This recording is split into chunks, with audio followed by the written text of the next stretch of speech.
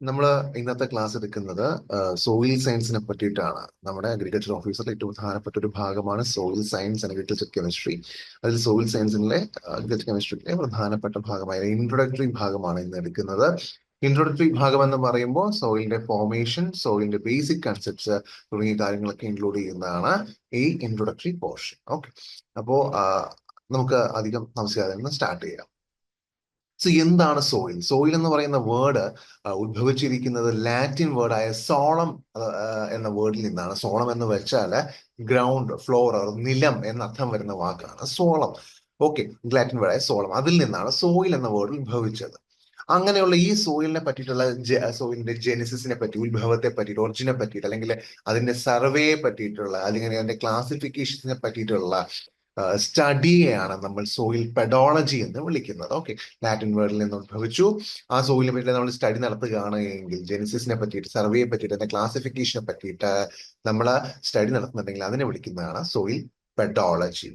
ഈ സോയിലിനെ പറ്റിയിട്ട് ആധികാരികമായി പഠിക്കുകയും അതിന് ഒരു ഡെഫിനിഷൻസ് വരെ, ആദ്യത്തെ ഡെഫിനിഷൻ വരെ നൽകുകയും ചെയ്തത് വി ഡൊക്കിച്ചേവ് എന്ന റഷ്യൻ ജിയോളജിസ്റ്റ് ആണ്. ഓക്കെ, വി ഡൊക്കിച്ചേവ് വളരെ ഇമ്പോർട്ടന്റ് ആണ്. വി ഡൊക്കിച്ചേവ് ഇനിയും നമ്മുടെ സ്ലൈഡിൽ, ഈ ഒരു PPT ഇനിയും നമ്മൾ കാണുന്നതായിരിക്കും ഈ പ്രസന്റേഷനിൽ. ഓക്കെ, ഈ പേര് അപ്പൊ എന്തായാലും ഓർത്തിരിക്കുക. വി ഡൊക്കിച്ചേവ് എന്ന റഷ്യൻ ജിയോളജിസ്റ്റ് ആണ് നമ്മുടെ സോയിലിനെ പറ്റിയിട്ട് ആധികാരികമായി സംസാരിച്ചത്.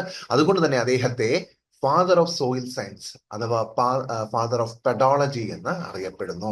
വി ഡൊക്കിച്ചേവിനെ ഫാദർ ഓഫ് സോയിൽ സയൻസ് അഥവാ ഫാദർ ഓഫ് പെഡോളജി എന്ന് അറിയപ്പെടുന്നു. അദ്ദേഹം ഒരു ഡെഫിനിഷൻ തന്നിട്ടുണ്ട്. എന്താണ് ആ ഡെഫിനിഷൻ എന്ന് കൂടി നമുക്ക് നോക്കാം. Soil is a natural body. Soil ഒരു നാച്ചുറൽ ബോഡിയാണ്, compost of mineral and organic constituents. അത് മിനറൽസും ഓർഗാനിക് മെറ്റീരിയൽസും ഓർഗാനിക് കോൺസ്റ്റിറ്റ്യൂൻസും കൊണ്ട് കമ്പോസ് ചെയ്യപ്പെട്ടതാണ്. Having a definite genesis and a distinct nature of its own. കൃത്യമായ ഒരു ഉത്ഭവം അല്ലെങ്കിൽ ഒരു ജെനിസിസ്, അതിന്റെ ജനനം മുതൽ തുടർന്ന് അങ്ങോട്ടുള്ള പ്രോസസ്സുകളെയാണ് ജെനിസിസ് എന്ന് വിളിക്കുന്നത്. ജെനിസിസും അതിന് സ്വന്തമായ ഒരു കൃത്യമായ സ്വഭാവമുള്ളതാണ് ഒരു സോയിൽ എന്ന് നമ്മൾ വിളിക്കുന്നത് എന്നാണ് ഡൊക്കിച്ചേവ് പറയുന്നത്. എന്താണ് ഡൊക്കിച്ചേവ് പറഞ്ഞത്? Soil is a natural body. Soil ഒരു നാച്ചുറൽ ബോഡിയാണ്, composed of mineral and organic constituents. Organic constituents മിനറൽസും കൊണ്ട് കമ്പോസ് ചെയ്യപ്പെട്ടിരിക്കുന്നു. വിത്ത് ഡെഫിനിറ്റ് ജെനിസിസ്, കൃത്യമായ ജെനിസിസും സ്വഭാവമുള്ളതുമാണ് സോയിൽ എന്ന് വിളിക്കാൻ സാധിക്കുന്നത്. അതുപോലെ തന്നെ സോയിലിനെ പറ്റി പറയുകയാണെങ്കിൽ, സോയിലിനെ നമുക്ക് സോൾ ഓഫ് ഇൻഫിനിറ്റ് ലൈഫ് എന്നും പറയാം. സോൾ ഓഫ് ഇൻഫിനിറ്റ് ലൈഫ് എന്നും പറഞ്ഞു കേൾക്കുന്നുണ്ട്. കാരണം എന്താ? അത് നമുക്ക് ചെടികൾക്കായാലും നമുക്കാണെങ്കിലും nutrient, water, air, anchorage, support, ലൈഫിന് സപ്പോർട്ട്, നമ്മുടെ ഇവിടുത്തെ ലൈഫിന് സപ്പോർട്ടും ചെയ്യുന്നത് കൊണ്ട് സോയിലിനെ സോൾ ഓഫ് ഇൻഫിനിറ്റ് ലൈഫ് എന്നും വിളിക്കാം. ഇനി നമ്മൾ ഡൊക്കിച്ചേവിന്റെ കാര്യം പറഞ്ഞതുപോലെ തന്നെ ഇന്ത്യയുടെ കേസ് എടുക്കുകയാണെങ്കിൽ, ഇന്ത്യക്ക് ഒരു സോയിൽ സയന്റിസ്റ്റ് ഉണ്ട്, പ്രധാനപ്പെട്ട ഒരു സോയിൽ സയന്റിസ്റ്റ് ഉണ്ട്. അദ്ദേഹത്തെ നമ്മൾ father of Indian soil science എന്നാണ് വിളിക്കുന്നത്. അദ്ദേഹത്തിന്റെ പേര് JW ലീതർ എന്നാണ്. JW ലീതർ എന്നാണ്. ഓക്കെ, സോളം എന്ന വേർഡിൽ നിന്ന് വന്നു. സോയിൽ പെഡോളജി എന്താന്ന് പറഞ്ഞു. V Dokuchaev, the father of soil science, ഒരു പെഡോളജി എന്ന് നമ്മൾ പറഞ്ഞു. അദ്ദേഹത്തിന്റെ ഡെഫിനിഷൻ പറഞ്ഞു. ഇന്ത്യയിലെ സോയിൽ സയൻസിന്റെ പിതാവ് JW ലീതർ എന്നും പറഞ്ഞു. ഇനി നമ്മൾ സോയിലിനെ പറ്റി നോക്കുകയാണെങ്കിൽ, സോയിൽ ഒരു 3 ഡയമെൻഷണൽ ബോഡിയാണ്. അതിന് കൃത്യമായ ഒരു ലെങ്ത് ഉണ്ട്, ബ്രെഡ്ത്ത് ഉണ്ട്, ഡെപ്ത് ഉണ്ട്. അതുകൊണ്ട് തന്നെ സോയിൽ ഒരു 3 ഡയമെൻഷണൽ ബോഡിയാണ്. ചിലപ്പോൾ ഇവിടെ ഉണ്ടായിരിക്കുന്ന കേരളത്തിലുള്ള ഒരു സോയിലിന്റെ സ്ട്രക്ചർ അല്ലെങ്കിൽ ഷേപ്പോ ആയിരിക്കില്ല നേരെ അപ്പുറത്തെ തമിഴ്നാട്ടിൽ പോയി കഴിഞ്ഞാലോ, അല്ലെങ്കിൽ നേരെ കാശ്മീരിൽ പോയാലോ. അത് ഓരോന്നും ഓരോ ടൈപ്പ്, ഓരോ സോയിലും മാറിക്കൊണ്ടേയിരിക്കുന്നു. അതിന്റെ ലെങ്തും ബ്രെഡ്ത്തും ഡെപ്തും അതിന്റെ 3D സ്ട്രക്ചറിൽ മാറ്റം വന്നുകൊണ്ടിരിക്കുന്നു. ആ സോയിലിന്റെ ഏറ്റവും അപ്പർ ബൗണ്ടറി എന്ന് പറയുന്നത് എയർ ഓർ വാട്ടർ ആണ്. എയർ ഓർ വാട്ടർ നമ്മുടെ ഭൂമിയുടെ ഏറ്റവും ഉപരിതലത്തിൽ എന്താ കാണുന്നത്? എയറും വാട്ടറും ആയിരിക്കും, അല്ലെ? മണ്ണിനും മേലെ എന്ന് പറയുന്ന പോലെ എയറും വാട്ടറുമാണ് അപ്പർ ബൗണ്ടറി. എന്നാൽ ലോവർ ബൗണ്ടറി ആണെങ്കിലോ, ഈ സോയിലിന്റെ ലോവർ ബൗണ്ടറി എന്ന് പറയുന്നത് ലിത്തോസ്പിയർ ആണ്. ലിത്തോസ്പിയർ എന്ന് പറയുന്നത് നമ്മുടെ റോക്ക് ആൻഡ് മിനറൽസ് കൊണ്ട് ചേരുന്നതാണ് ലിത്തോസ്പിയർ എന്ന് നമ്മൾ വിളിക്കുന്നത്. ഓക്കെ, ഈ 3 ഡയമെൻഷൻ സ്ട്രക്ചർ ആയിട്ടുള്ള സോയിലിനെ വോളിയം ബേസിസിൽ നമ്മൾ എടുക്കുകയാണെങ്കിൽ, അതായത് ഇപ്പോൾ സോയിൽ എന്ന് പറയുന്നത് 100% വോളിയം ഉള്ള, അല്ലെങ്കിൽ ഒരു പാത്രത്തിൽ നിറച്ചു വെക്കുന്നു എന്നിരിക്കട്ടെ. നമ്മൾ സോയിലിനെ എടുത്ത് ഒരു പാത്രത്തിൽ നിറച്ചു വെച്ചു എന്നിരിക്കട്ടെ. ആ വോളിയം എടുക്കുകയാണെങ്കിൽ അതിന്റെ 45% മിനറൽ മാറ്റർ ആയിരിക്കും. 45% മിനറൽ മാറ്റർ ആയിരിക്കും. മിനറൽ മാറ്റർ എന്ന് പറയുമ്പോൾ നമ്മൾ ഒരുപാട് മിനറൽസ് കേട്ടിട്ടുണ്ട്. നിങ്ങൾ ഇനി ഫ്യൂച്ചറിൽ ക്ലാസ്സുകളിൽ പഠിക്കുകയും ചെയ്യും. എന്തായാലും മിനറൽസ് ആണ്. നമ്മുടെ ധാതുക്കൾ എന്ന് പറയുന്നത്, എലമെന്റ്സ് എന്ന് പറയുന്നതൊക്കെ ചേർന്ന് ഒന്നോ അതിലധികമോ എലമെന്റ്സ് ചേർന്ന ഒരു വസ്തുവാണ് മിനറൽ. മിനറൽസിനെയാണ് 45% കാണാൻ സാധിക്കുന്നത്. പിന്നീടുള്ള 25% എയർ, മറ്റൊരു 25% വാട്ടർ ആണ്. ഓക്കെ, അപ്പൊ 25 ഏകദേശം 95% ആയി കഴിഞ്ഞു. ബാക്കിയുള്ള 5%, ഭൂമിയിലെ മണ്ണിലെ ബാക്കിയുള്ള 5% എന്ന് പറയുന്നത് ഓർഗാനിക് മാറ്റർ ആണ്. ഓർഗാനിക് മാറ്റർ 5% എന്ന് പറയുന്നത് ഓർഗാനിക് മാറ്റർ ആണ്. ഈ 5%-ത്തിലെ 80%, 5% എന്ന് പറയുന്നതിനെ നമ്മൾ മാത്രം എടുക്കുകയാണെങ്കിൽ അതിൽ 80% ഹ്യൂമസ് ആയിരിക്കും. ബാക്കി 10 ഓർഗാനിസംസ്, 10 റൂട്ടുമായിരിക്കും. ഇതാണ് സോയിലിന്റെ കമ്പോസിഷൻ. ഈ കമ്പോസിഷനിൽ നമുക്ക് ഈ കമ്പോസിഷൻ ഏതാണ് മിനറൽ മാറ്ററിനുള്ള എത്ര ശതമാനമാണ് ഭൂമിയിലുള്ളത്, 45% എന്ന് നമുക്ക് എഴുതാൻ പറ്റണം. അത് ഈ ശതമാന കണക്കുകൾ ഒന്ന് നോട്ട് ചെയ്ത് വെച്ചേക്കുക. ഇതൊരു ചോദ്യമായിട്ട് ചോദിക്കാവുന്നതാണ്. Okay, air 25, water 25, mineral matter 45, organic matter 5%. Okay, അപ്പൊ നമുക്ക് സോയിലിനെ കുറിച്ച് പറഞ്ഞു വരുമ്പോൾ പ്രധാനമായിട്ടും നമ്മുടെ സോയിൽ സ്റ്റഡീസിൽ എടുക്കുമ്പോൾ 2 പ്രധാനപ്പെട്ട അപ്രോച്ചസ് ആണ് ഉള്ളത്. ഒന്ന് പെഡോളജിക്കൽ അപ്രോച്ച്, 2 എഡഫോളജിക്കൽ അപ്രോച്ച്. പെഡോളജിക്കൽ അപ്രോച്ച് എന്ന് പറയുന്നത് നമ്മുടെ ഒരു സോയിലിനെ ഒരു നാച്ചുറൽ ബോഡി എന്ന രീതിയിൽ മാത്രം എടുക്കുകയാണ് എങ്കിൽ അതിന്റെ സ്റ്റഡീസിനെ പറ്റിയിട്ട് നമ്മൾ തിയറിറ്റിക്കൽ ആസ്പെക്റ്റിൽ പോവുകയാണ്. എന്താണ് സോയിൽ, എവിടെയാണ് സോയിൽ, ഇങ്ങനെയാണ് സോയിൽ, അങ്ങനെയാണ് സോയിൽ എന്ന് നമ്മൾ പറഞ്ഞു വെക്കുന്ന സോയിലിനെ പറ്റിയിട്ടുള്ള ബേസിക് കൺസെപ്റ്റ്സിനെയാണ് ഈ പെഡോളജിക്കൽ അപ്രോച്ചിൽ വരുന്നത്. അത് എന്താണ്, അതിന്റെ ക്യാരക്ടർ എന്താണ്, അതിന്റെ നേച്ചർ എന്താണ് എന്നൊക്കെ പറയുന്നതാണ് പെഡോളജിക്കൽ അപ്രോച്ച്. അപ്പൊ ഇതില് പെഡോളജിക്കൽ അപ്രോച്ചിനെ പറ്റി പറയുന്ന അല്ലെങ്കിൽ അതിനെക്കുറിച്ച് സ്റ്റഡി ചെയ്യുന്നതിനെ പെഡോളജി എന്നാണ് വിളിക്കുന്നത്. നമ്മൾ നേരത്തെ സോയിൽ പെഡോളജി എന്ന് പറഞ്ഞിരുന്നു അല്ലെ, അതുപോലെ പെഡോളജി എന്നാണ് പറയുന്നത്. പെഡോൺ എന്ന വാക്ക് ഗ്രീക്കിൽ നിന്ന് അഡാപ്റ്റ് ചെയ്തതാണ്, which means soil or earth. Okay, ആ പെഡോളജി പഠിക്കുന്ന ഒരാളെ നമ്മൾ എന്ത് വിളിക്കുന്നു, പെഡോളജിസ്റ്റ് എന്ന് വിളിക്കുന്നു. ഓക്കെ, പെഡോളജി പഠിപ്പിക്കുന്ന പെഡോളജിസ്റ്റ്. നിങ്ങൾക്ക് ഇതിനോട് ഞാൻ ആഡ് ചെയ്യുന്ന 2 പോയിന്റ് കൂടി പറയട്ടെ. പെഡോളജി എന്ന് പറയുന്നത് ക്ലാസിഫിക്കേഷൻ, ഒരു സോയിലിന്റെ ഒറിജിനെ പറ്റി, ക്ലാസിഫിക്കേഷനെ പറ്റിയിട്ട് അല്ലെങ്കിൽ ഡിസ്ക്രിപ്ഷനെ പറ്റി പറയുന്ന ഒരു സ്റ്റഡിയാണ് പെഡോളജി എന്ന് പറയുന്നത്. അവിടെ സോയിലിന്റെ ഒറിജിൻ ഉണ്ടാവും, ക്ലാസിഫിക്കേഷൻ ഉണ്ടാവും, ഡിസ്ക്രിപ്ഷൻ ഉണ്ടാവും. അതാണ് എന്താ പെഡോളജി. എന്നാൽ പെഡോജെനിസിസ് എന്നാണ് നിങ്ങൾക്ക് തന്നിരിക്കുന്നത് ചോദ്യത്തിൽ. പെഡോജെനിസിസ് എന്നാണ് തന്നിരിക്കുന്നത് എങ്കിൽ പെഡോജെനിസിസ് എന്ന് വെച്ചാൽ ഒറിജിനെ പറ്റി മാത്രം സംസാരിക്കുന്നതാണ് എന്ത്, പെഡോജെനിസിസ്. സോയിലിന്റെ ഒറിജിനെ പറ്റി മാത്രം സംസാരിക്കുന്നത് പെഡോജെനിസിസ്. ഓക്കെ, അതുപോലെ തന്നെ ഇനി റോക്കിൻ മിനറൽസും എഴുതുമ്പോൾ അത് വേറെ വേറെ ടേംസ് വരുന്നുണ്ട്. ഇപ്പൊ ഞാൻ ഈ പെഡോജെനിസിസും പെഡോളജി എന്ന 2 വാക്ക് നോട്ട് ചെയ്ത് വച്ചേക്കുക. അടുത്ത് വരുന്ന നെറ്റഫോളജിക്കൽ അപ്രോച്ച്. നമ്മൾ ഏറ്റവും കൂടുതൽ പഠിക്കുന്നത് നമ്മുടെ റിസർച്ചേഴ്സിലാണെങ്കിലും ശരി, നമ്മുടെ സോയിൽ സയൻസിന്റെ ഏറ്റവും കൂടുതൽ ഇമ്പോർട്ടന്റ് ആയിട്ട് നമ്മൾ യൂസ് ചെയ്യുന്നത് എഡഫോളജിക്കൽ അപ്രോച്ചസ് ആണ്.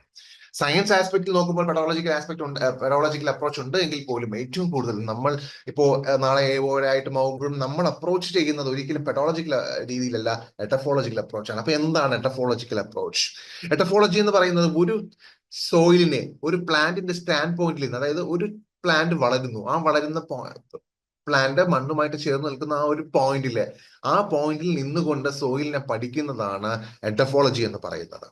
ഓക്കെ, അതായത് ആ ഭാഗത്തെ, ആ വേരുറച്ചു നിൽക്കുന്ന അല്ലെങ്കിൽ ആ മരം നിൽക്കുന്ന, ആ ചെടി നിൽക്കുന്ന ആ ഒരു പോയിന്റിലെ സോയിലും ആ പ്ലാന്റും തമ്മിലുള്ള ഇന്റർ റിലേഷൻഷിപ്പ് അല്ലെങ്കിൽ അത് തമ്മിലുള്ള ആ കണക്ഷനെ പറ്റിയിട്ടൊക്കെ സംസാരിക്കുന്ന അല്ലെങ്കിൽ അതിനെ പറ്റി ആധികാരികമായി പഠിപ്പിക്കുന്ന ഒരു ശാഖയാണ് എഡഫോളജി എന്ന് പറയുന്നത്. ആ എഡഫോളജിയിലെ എഡഫോസ് എന്ന വാക്ക് എവിടെ നിന്നെടുത്തതാണ്?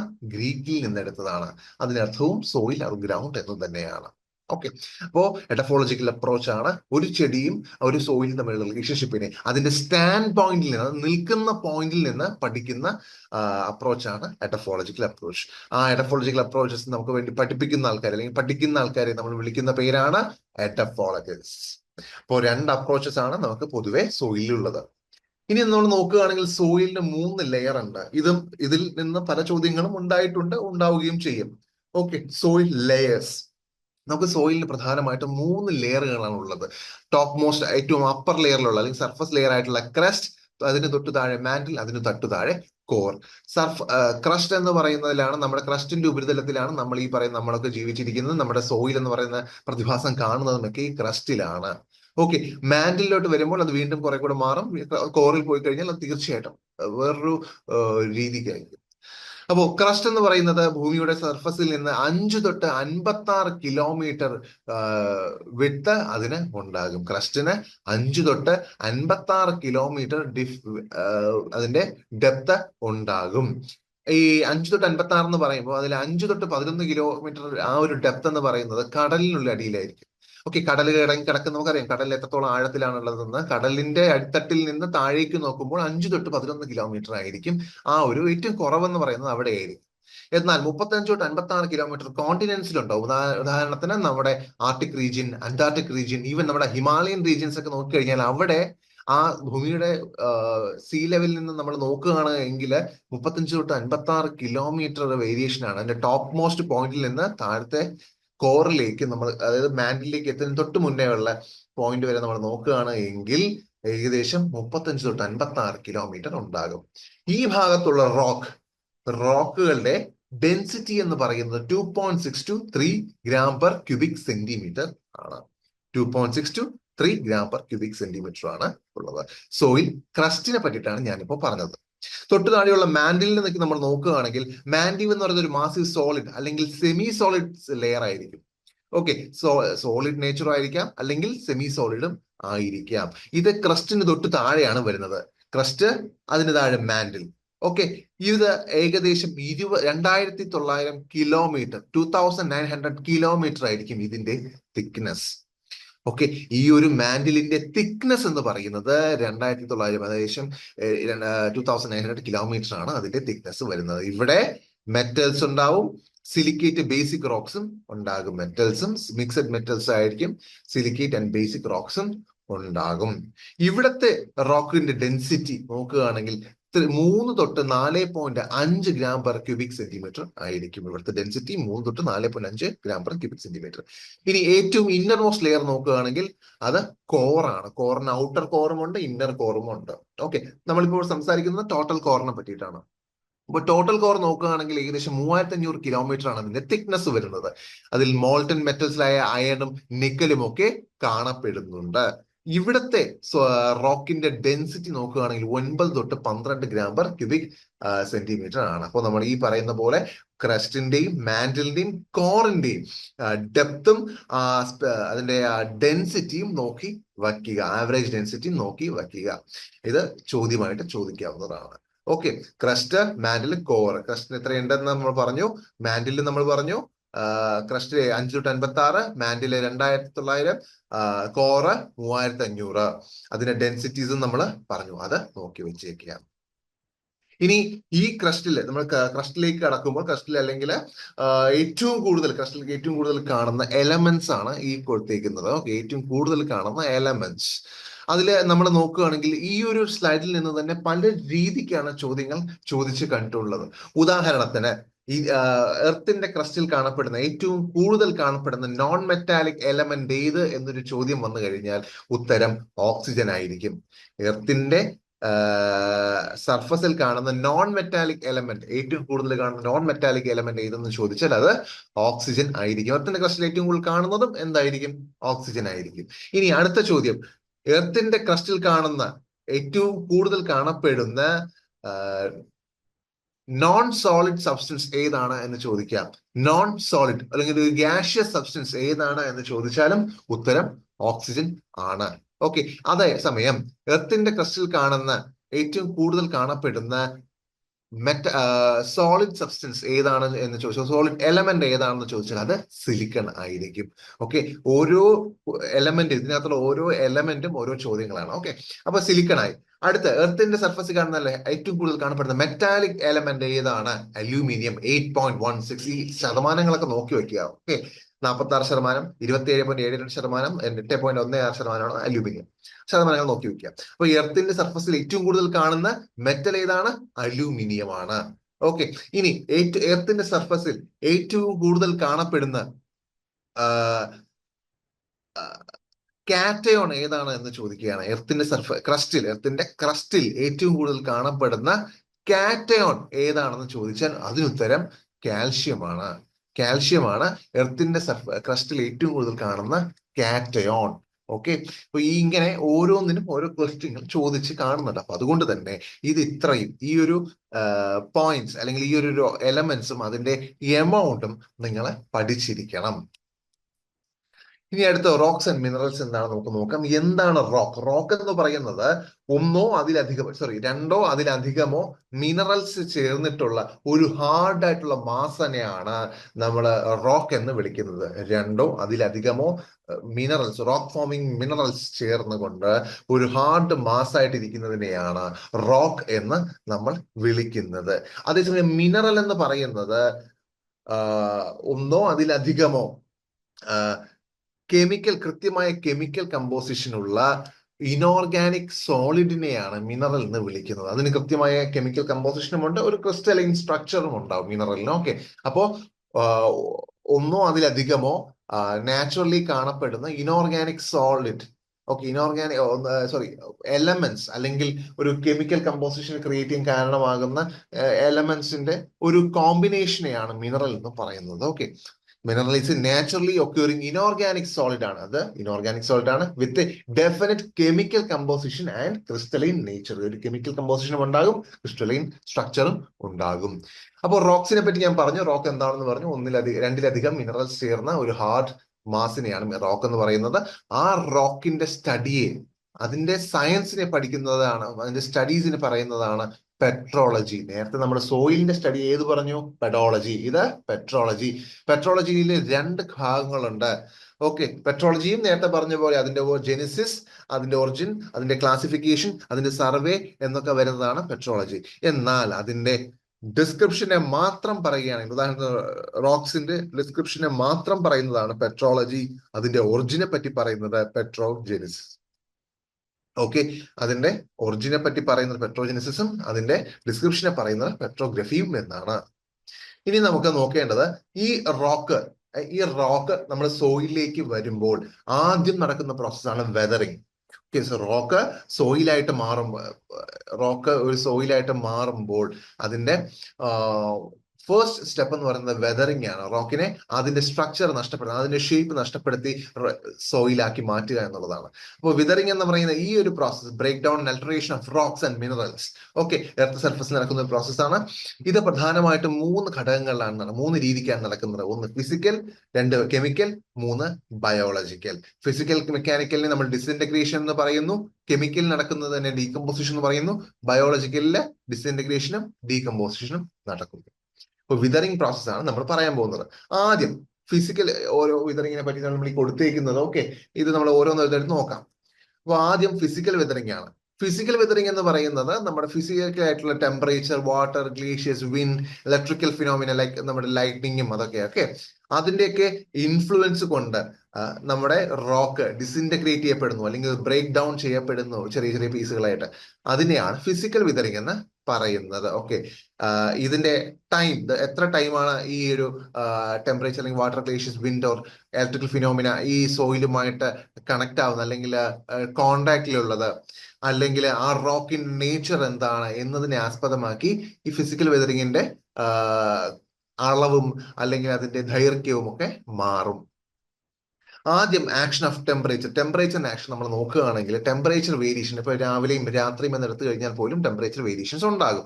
അങ്ങനെ വേരിയേഷൻ സംഭവിക്കുമ്പോൾ ഈ നമ്മുടെ വേനൽക്കാലത്ത് ടയറിൽ സംഭവിക്കുന്ന പോലെ, ടയർ വികസിക്കുമെന്ന് പറയുന്ന പോലെ, അല്ലെങ്കിൽ നമ്മുടെ ഒരു മരത്തിലുള്ള ഒരു വാതിലാണെങ്കിൽ അത് വികസിക്കുമെന്ന് പറയുന്ന പോലെ എക്സ്പാൻഷനും കോൺട്രാക്ഷനും സംഭവിക്കുന്നു റോക്കിനുള്ളിൽ. അതിനകത്ത് വായു കയറുകയും വായുവിൽ മോളിക്യൂൾ അല്ലെങ്കിൽ ആ മെറ്റീരിയലിന്റെ മോളിക്യൂൾ, ആ റോക്കിന്റെ മോളിക്യൂൾ വിഘടിക്കുകയും അല്ലെങ്കിൽ അത് എക്സ്പാൻഡ് ചെയ്യുകയും അല്ലെങ്കിൽ തണുക്കുമ്പോൾ ചൂട് സമയത്ത് എക്സ്പാൻഡ് ചെയ്യുകയും തണുക്കുമ്പോൾ കോൺട്രാക്ട് ചെയ്യുകയും ചെയ്യുന്നു.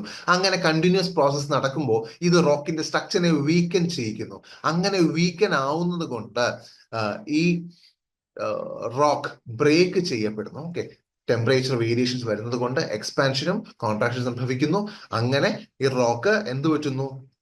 ബ്രേക്ക് ആവാൻ ഒരു ബ്രേക്ക് ആകാൻ തക്കത്തിനുള്ള ഒരു വീക്കർ നേച്ചറിലേക്ക് എത്തിപ്പറ്റുന്നു.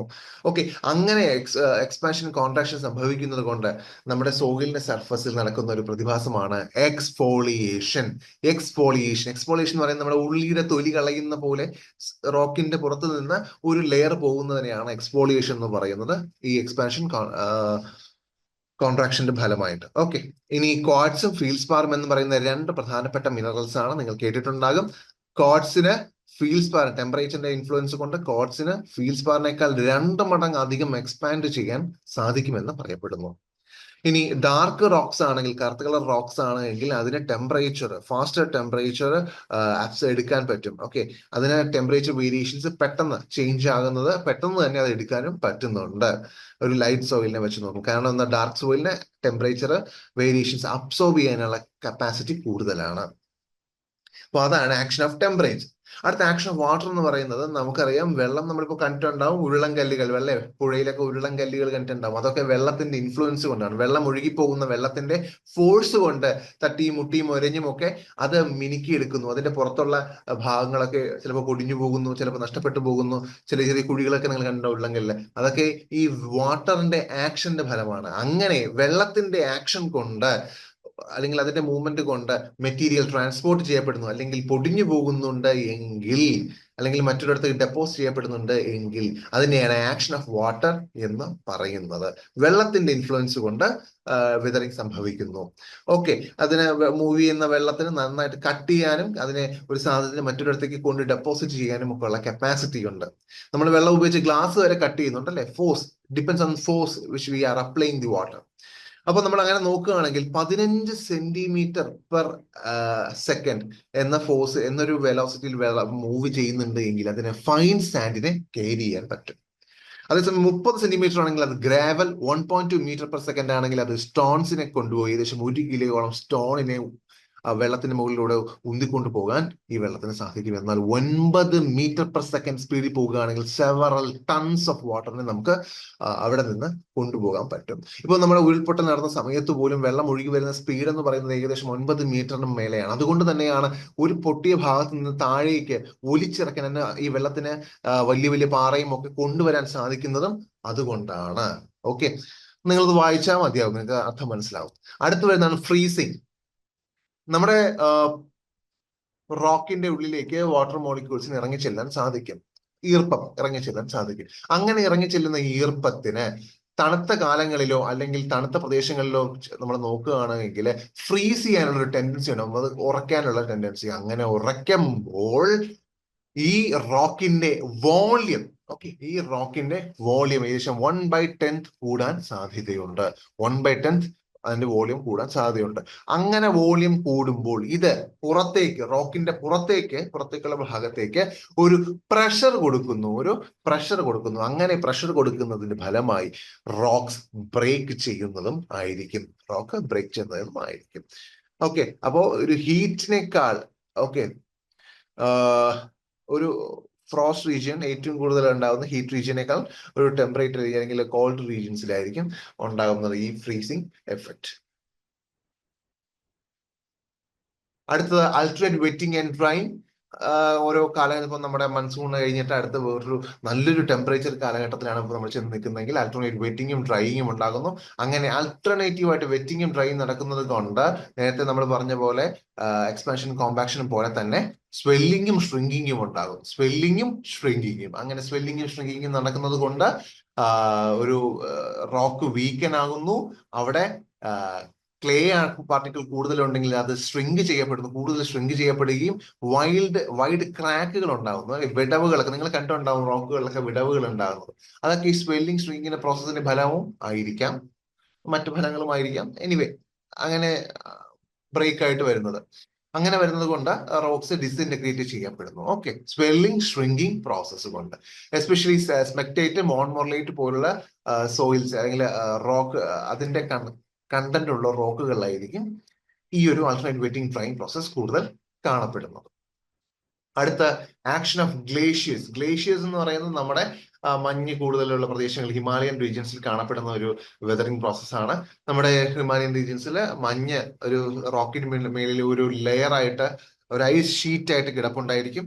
ആ ഐസ് ഷീറ്റ് ആയിട്ട് കിടക്കുമ്പോൾ അവിടെ ടെമ്പറേച്ചറിന്റെ വേരിയേഷൻസും ഉണ്ടാകും, ഗ്രേഡിയൻസും ടെമ്പറേച്ചർ വേരിയേഷൻസ് ഉണ്ടാകും, അല്ലെങ്കിൽ പ്രഷർ ഡിഫറൻസസ് ഉണ്ടാകും. ഓക്കെ, അങ്ങനെ പ്രഷർ ഡിഫറൻസ് ഉണ്ടാകുന്നത് കൊണ്ട് റോക്ക് വീക്കൻ ആകുന്നു. അങ്ങനെ വീക്കൻ ആകുന്ന ഫലമായിട്ട് എന്ത് പറ്റുന്നു, നമ്മുടെ ഈ വെതറിങ്ങും സംഭവിക്കുന്നു. അടുത്ത ആക്ഷൻ ഓഫ് വിൻഡ് ആണ്.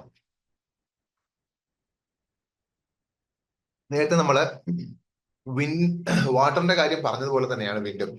വിൻഡ് നമ്മള് ഒരു സോയിലിന്റെ മുകളിൽ കൂടി അല്ലെങ്കിൽ റോക്കിന്റെ മുകളിൽ കൂടി ശക്തമായി അടിച്ചു പോവുകയാണ് എങ്കിൽ അവിടെ വിയറിങ്ങും ടിയറിങ്ങും പോലുള്ള പ്രതിഭാസം നടക്കുന്നു. ഈ റോക്കുമായിട്ട് പൊരിക്കുന്നു, അല്ലെങ്കിൽ ചെറിയൊരു പാർട്ടിക്കിൾ, ഈ വിൻഡിലുള്ള ചെറിയൊരു പാർട്ടിക്കിൾ മറ്റൊരു റോക്കിന്റെ മേൽ ഉരഞ്ഞു പോകുമ്പോൾ അത് അവിടെ അതിനെ മുറിക്കാനും പൊടിക്കാനുമുള്ള സാധ്യതകൾ ഉണ്ടാകുന്നു.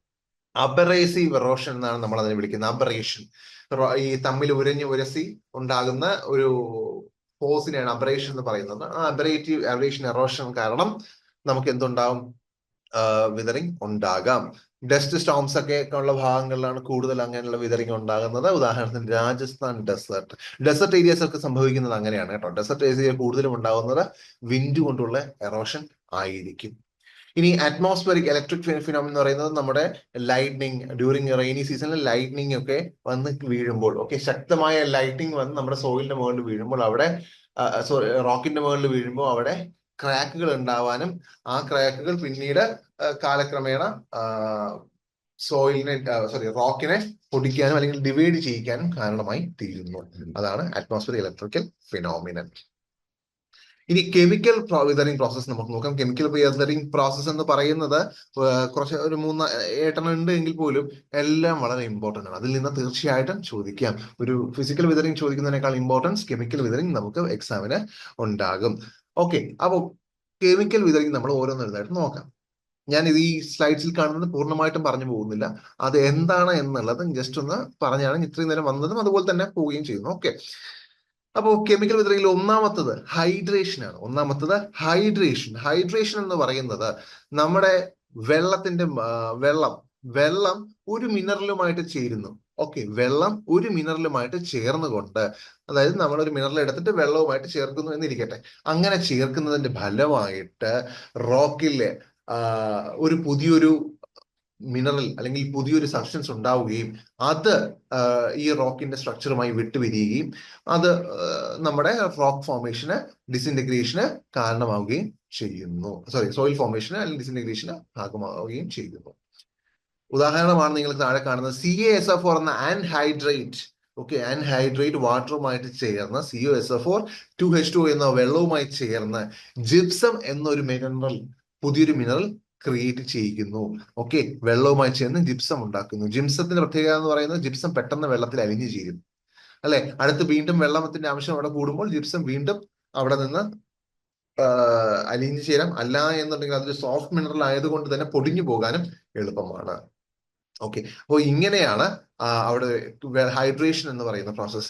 ഹൈഡ്രേഷൻ എന്ന് പറയുന്നത് ഒരു മിനറൽ വെള്ളവുമായിട്ട് ചേരുമ്പോൾ ഉണ്ടാകുന്ന കെമിക്കൽ റിയാക്ഷൻസിന്റെ ഫലമായിട്ടുണ്ടാകുന്ന ഒരു ഡിസിൻറ്റഗ്രേഷൻ പ്രോസസ്സാണ്. ഇങ്ങനെ ഹൈഡ്രേഷൻ സംഭവിക്കുന്നത് കൊണ്ട് വെള്ളത്തിന്റെ റോക്കിന്റെ ലസ്റ്റർ നഷ്ടപ്പെടുന്നു. ലസ്റ്റർ എന്ന് പറയുന്നത് അതിന്റെ സർഫസിൽ നിന്ന് ലൈറ്റ് റിഫ്ലക്ട് ചെയ്യാനുള്ള capacity and softening of minerals കാരണമാകുന്നു. സോഫ്റ്റനിങ് ഓഫ് മിനറൽസിനും കാരണം ആകുന്നു. ഓക്കെ, സെക്കൻഡറി മിനറൽസ് ആയ aluminium oxide, iron oxide, gypsum ഒക്കെ ഉണ്ടാകുന്നത് ഈ ഒരു ഹൈഡ്രേഷന്റെ ഫലമായിട്ടാണ്. അപ്പൊ അതാണ് ആദ്യത്തേത്, ഹൈഡ്രേഷൻ. രണ്ടാമത്തത് ഹൈഡ്രോലിസിസ്. ആദ്യം നമ്മൾ പറഞ്ഞു ഒരു മിനറൽ വെള്ളവുമായി ചേരുന്നതാണ് ഹൈഡ്രേഷൻ എന്ന്. എന്നാൽ ഇവിടെ വെള്ളം വിഘടിക്കുന്നു. H+ഉം OH- അത് ഡിവൈഡ് ചെയ്ത് അല്ലെങ്കിൽ ഡിസോസിയേറ്റ് ചെയ്തിട്ട് H+ പ്രത്യേകവും OH- പ്രത്യേകവുമായി കെമിക്കൽ റിയാക്ഷൻസിൽ ഏർപ്പെടുന്നു. ഓക്കെ, ഒരു വസ്തു H+ഉമായിട്ട് ചേരുന്നു, അല്ലെങ്കിൽ ഒരു വസ്തു OH ചേർന്നു. അങ്ങനെ പുതിയൊരു കെമിക്കൽ കോമ്പിനേഷൻസ് ക്രിയേറ്റ് ചെയ്യുന്നു മിനറൽസുമായിട്ട്. ഓക്കെ, പുതിയ കെമിക്കൽ കോമ്പിനേഷൻസ് ക്രിയേറ്റ് ചെയ്യുന്നു. ആ കെമിക്കൽ കോമ്പിനേഷൻ ക്രിയേറ്റ് ചെയ്യുന്നതിന്റെ ഫലമായിട്ടുണ്ടാകുന്ന ഡിസിൻറ്റഗ്രേഷനെയാണ് നമ്മൾ ഹൈഡ്രോളിസിസ് വെച്ചുള്ള കെമിക്കൽ വെതറിംഗ് പ്രോസസ്സിൽ വരുന്ന ഒരു പ്രോസസ്. കെമിക്കൽ വിതറിങ്ങിൽ വരുന്ന ഒരു പ്രോസസ്സാണ് ഹൈഡ്രോളിസിസ്. ഈ H+ഉം OH- ഡിസോസിയേറ്റ് ചെയ്ത് പ്രത്യേകമായി കെമിക്കൽ റിയാക്ഷൻസിൽ ഏർപ്പെടുന്നതിനെയാണ് ഹൈഡ്രോളിസിസ് കൊണ്ട് അർത്ഥമാക്കുന്നത്. ഓക്കെ, ഏറ്റവും പ്രധാനപ്പെട്ട ഒരു വിതറിങ്ങിലെ ഏറ്റവും പ്രധാനപ്പെട്ട വിതറിങ് പ്രോസസ് ഏത് എന്ന് ചോദിച്ചാൽ അത് ഹൈഡ്രോളിസിസ് ആണ്. ഓക്കെ, ഹൈഡ്രോളിസിസ് ആണ് ഒരു വിതറിങ് പ്രോസസ്സിലെ അല്ലെങ്കിൽ കെമിക്കൽ വിതറിങ്ങിൽ ഏറ്റവും ഇമ്പോർട്ടന്റ് വിതറിങ്, അല്ലെങ്കിൽ ഏറ്റവും കൂടുതൽ വിതറിങ് നടക്കുന്നത് ഏത് എന്നൊക്കെ ചോദിച്ചു കഴിഞ്ഞാൽ, അല്ലെങ്കിൽ പ്രൈമറി മിനറൽസ് ഏറ്റവും കൂടുതൽ വിതറിങ്ങിലൂടെ കടക്കുന്നത് ഏത് വിതറിങ്ങിലൂടെയാണ് എന്നൊക്കെയുള്ള ചോദ്യങ്ങളുടെ ഉത്തരമാണ് ഹൈഡ്രോളിസിസ്. ഓക്കെ, പ്രൈമറി മിനറൽസ് ഏറ്റവും കൂടുതൽ ഉണ്ടാവുന്നത്, ഏറ്റവും കൂടുതൽ ചെയ്യപ്പെടുന്ന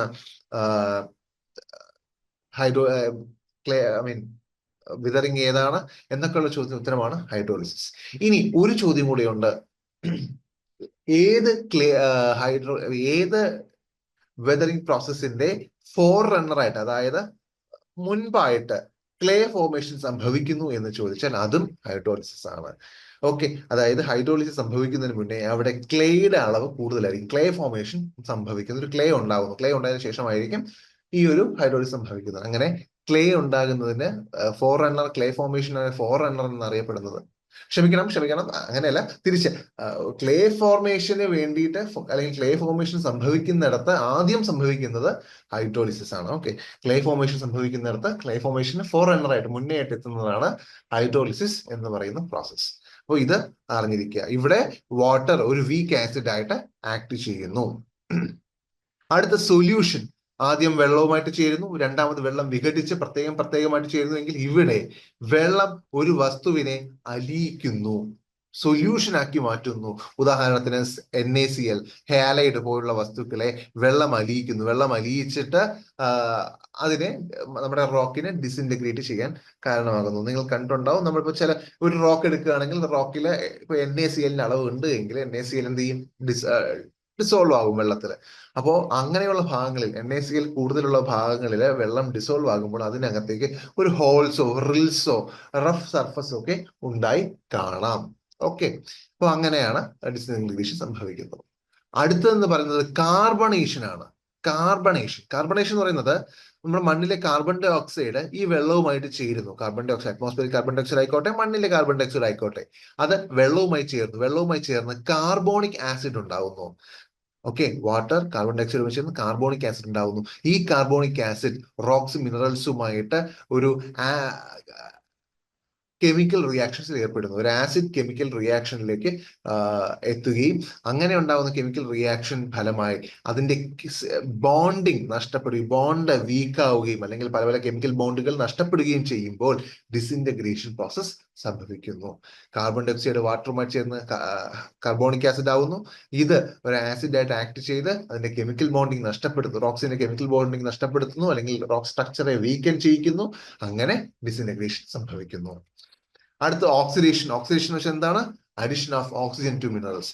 ഓക്സിജന്റെ അഡിഷൻ ആണ്. മോയിസ്ചർ ഒക്കെ ഉള്ള സ്ഥലങ്ങളിലാണെങ്കിൽ വാട്ടറിൽ നിന്നോ അറ്റ്മോസ്ഫിയറിൽ നിന്നോ ഓക്സിജൻ എടുക്കാം. അപ്പോൾ അങ്ങനെ ഓക്സിജന്റെ അഡിഷൻ കാരണം ഉണ്ടാകുന്ന പുതിയ മിനറൽസിനെ അല്ലെങ്കിൽ ഡിസിൻറ്റഗ്രേഷൻ പ്രോസസ്സിനെയാണ് ഓക്സിഡേഷൻ എന്ന് പറയുന്നത്. ഉദാഹരണത്തിന് നിങ്ങൾക്ക് ഇവിടെ കാണാം, ferrous oxide 4FeO, ferrous oxide water ഓക്സിജനുമായിട്ട് ചേരുമ്പോൾ F2Fe2O3 എന്ന് പറയുന്ന ഫെറിക് ഓക്സൈഡ് ആയിട്ട് മാറുന്നു. ഫെറസ് ഓക്സൈഡ് ഓക്സിജനുമായിട്ട് ചേർന്ന് ഫെറിക് ഓക്സൈഡ് ആയിട്ട് മാറുന്നു. അതുപോലെ തന്നെ ഹെമറ്റേറ്റ് വെള്ളവുമായിട്ട് ചേർന്ന്, വെള്ളത്തിൽ ഓക്സിജനുമായിട്ട് ചേർന്ന് ലിമണൈറ്റ് എന്ന കോമ്പൗണ്ട് ഉണ്ടാക്കുന്നു. അപ്പോൾ ഇതാണ് ഓക്സിഡേഷൻ. അതേപോലെ തന്നെ നേരെ തിരിച്ചാണ് റിഡക്ഷൻ, ഓക്സിജന്റെ റിമൂവൽ ആണ്. ഓക്കെ, ഹെമറ്റേറ്റ്, ക്ഷമിക്കണം, ഫെറിക് ഓക്സൈഡ് ആവുന്നു.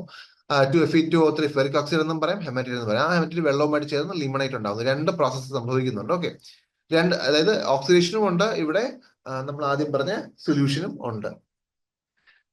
ഇവിടത്തെ കേസ്, റിഡക്ഷന്റെ കേസ് നോക്കുകയാണെങ്കിൽ ഇപ്പൊ ഹെമറ്റേറ്റ് എന്നുള്ളത് ഓക്സിഡൈസ്ഡ് ഫോമായിട്ടുള്ള ഹെമറ്റേറ്റിൽ നിന്ന് ഓക്സിജൻ പോകുമ്പോൾ 4FeO എന്ന ഫെറക്സ് ഓക്സൈഡിലേക്ക് അത് കൺവേർട്ട് ആവുന്നു. ഫെറസ് ഓക്സിഡൈസിലും വന്നു റെഡ്യൂസ്ഡ് ഫോം ഉണ്ടാവുന്നു.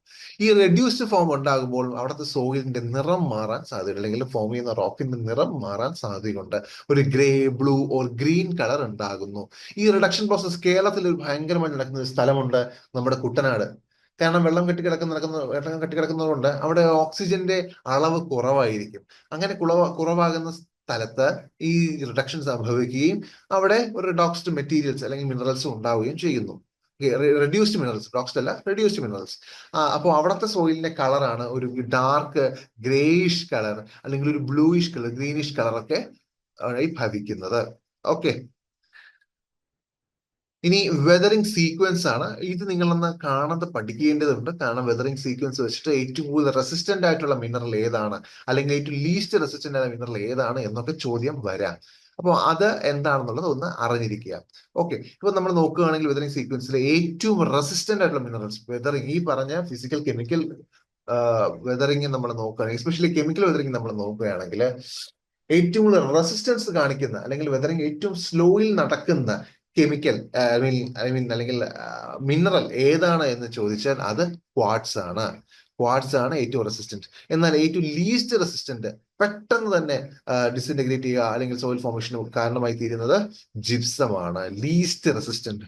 ഓക്കെ, ഈ ഒരു ഓർഡർ നോക്കുക: quartz, muscovite, potassium feldspar, sodium and calcium feldspar, then biotite, hornblende, augite, then olivine, then dolomite and calcite, then comes gypsum. ഈ ഒരു സീരീസ്, ഓക്കെ, ഈ ഒരു സീക്വൻസ് നിങ്ങൾ ഓർത്തിരിക്കുക. ഈ സീക്വൻസ് ചിലപ്പോൾ ഇതിൽ ഏതെങ്കിലും ഒരു 4 കോമ്പിനേഷൻ തന്നിട്ട് ഇതിൽ ഏതാ കറക്റ്റ് ഓർഡർ എന്നൊക്കെ ചോദിക്കാം. ഓക്കെ, അപ്പൊ quartz, muscovite, potassium feldspar, sodium and calcium feldspar, biotite, hornblende, ഓൺഗ്രൈറ്റ്, olivine, dolomite and gypsum, dolomite and calcite, then comes the gypsum. ഈ വെതറിംഗ് സീക്വൻസ്, ഈ വെതറിംഗിന്റെ സീക്വൻസ് ബേസ് ചെയ്തിട്ട് ഒരു വെതറിംഗ് ഇൻഡെക്സ്, എത്രത്തോളം വെതറിംഗ് നടക്കുന്നു എന്നുള്ള വെതറിംഗ് ഇൻഡെക്സ് തന്നത് പാർക്കർ എന്ന് പറയുന്ന സയന്റിസ്റ്റ് ആണ്. ഈ വെതറിംഗിന്റെ സീക്വൻസിനെ ബേസ് ചെയ്തിട്ട് ഒരു ഇൻഡെക്സ് തന്നത് പാർക്കറും, അത് ബേസ് ചെയ്തിട്ട് അതിനു മുന്നേ ഈ വെതറിംഗ് സീക്വൻസിൽ അല്ലെങ്കിൽ വെതറിംഗ് സീരീസ് തന്നിട്ടുണ്ടായിരുന്നു ഗോൾഡിച്ച് എന്ന് പറയുന്ന സയൻസ്. അത് എന്താണെന്ന് നിങ്ങൾക്ക് വേണ്ട, ജസ്റ്റ് ഇത് ആരൊക്കെയാണെന്നുള്ളത് അറിഞ്ഞിരിക്കുക. Weathering index Parker, weathering series Goldich ആണ്. ഇനി ബയോളജിക്കൽ വിതറിംഗ് നോക്കുകയാണെങ്കിൽ, ബയോളജിക്കൽ വിതറിംഗ് എന്ന് പറയുമ്പോൾ ഇപ്പോ എർത്ത് വേംസിന് ഹ്യൂമൻ ആക്ടിവിറ്റീസിന്റെ ഫലമായിട്ട്, അല്ലെങ്കിൽ എർത്ത് വേംസ് ആൻഡ് അല്ലെങ്കിൽ ഇൻസെക്ട്സിന്റെ ഫലമായിട്ട് നിങ്ങൾക്ക് ഈ ഫോട്ടോസിലൊക്കെ കാണുന്ന പോലെ ഹോൾസും ഇതൊക്കെ ക്രിയേറ്റ് ചെയ്തുകൊണ്ട്, ഓക്കെ, നമ്മുടെ ഈവൻ നമ്മുടെ കുഴിയാന എന്ന് പറയുന്നത് ഉൾപ്പെടെയുള്ളതൊക്കെ ഇതിന്റെ ഭാഗമാണ്. ഇങ്ങനെ ഗാലറീസ് ആയിട്ടോ അല്ലെങ്കിൽ അതിനെ ഒരു ഹോൾ ക്രിയേറ്റ് ചെയ്യുന്നു, തുരന്നു പോകുന്ന ഒരു പ്രതിഭാസം, ഈ ഒരു അല്ലെങ്കിൽ എർത്ത് ഹൗസിനെ പോലെ മണ്ണിനകത്തൂടെ പോകുന്നതും അല്ലെങ്കിൽ ആ ഒരു പ്രതിഭാസങ്ങളൊക്കെ ചേർന്നതാണ് ബയോളജിക്കൽ വെതറിംഗിൽ വരുന്നത്. ഓക്കെ, ഈ ബയോളജിക്കൽ വെതറിംഗിന്റെയാണ് നിങ്ങൾ ഈ കാണുന്ന കുറച്ച്, ഇത് നിങ്ങൾ നോക്കി മനസ്സിലാക്കിയാൽ മതിയാവും.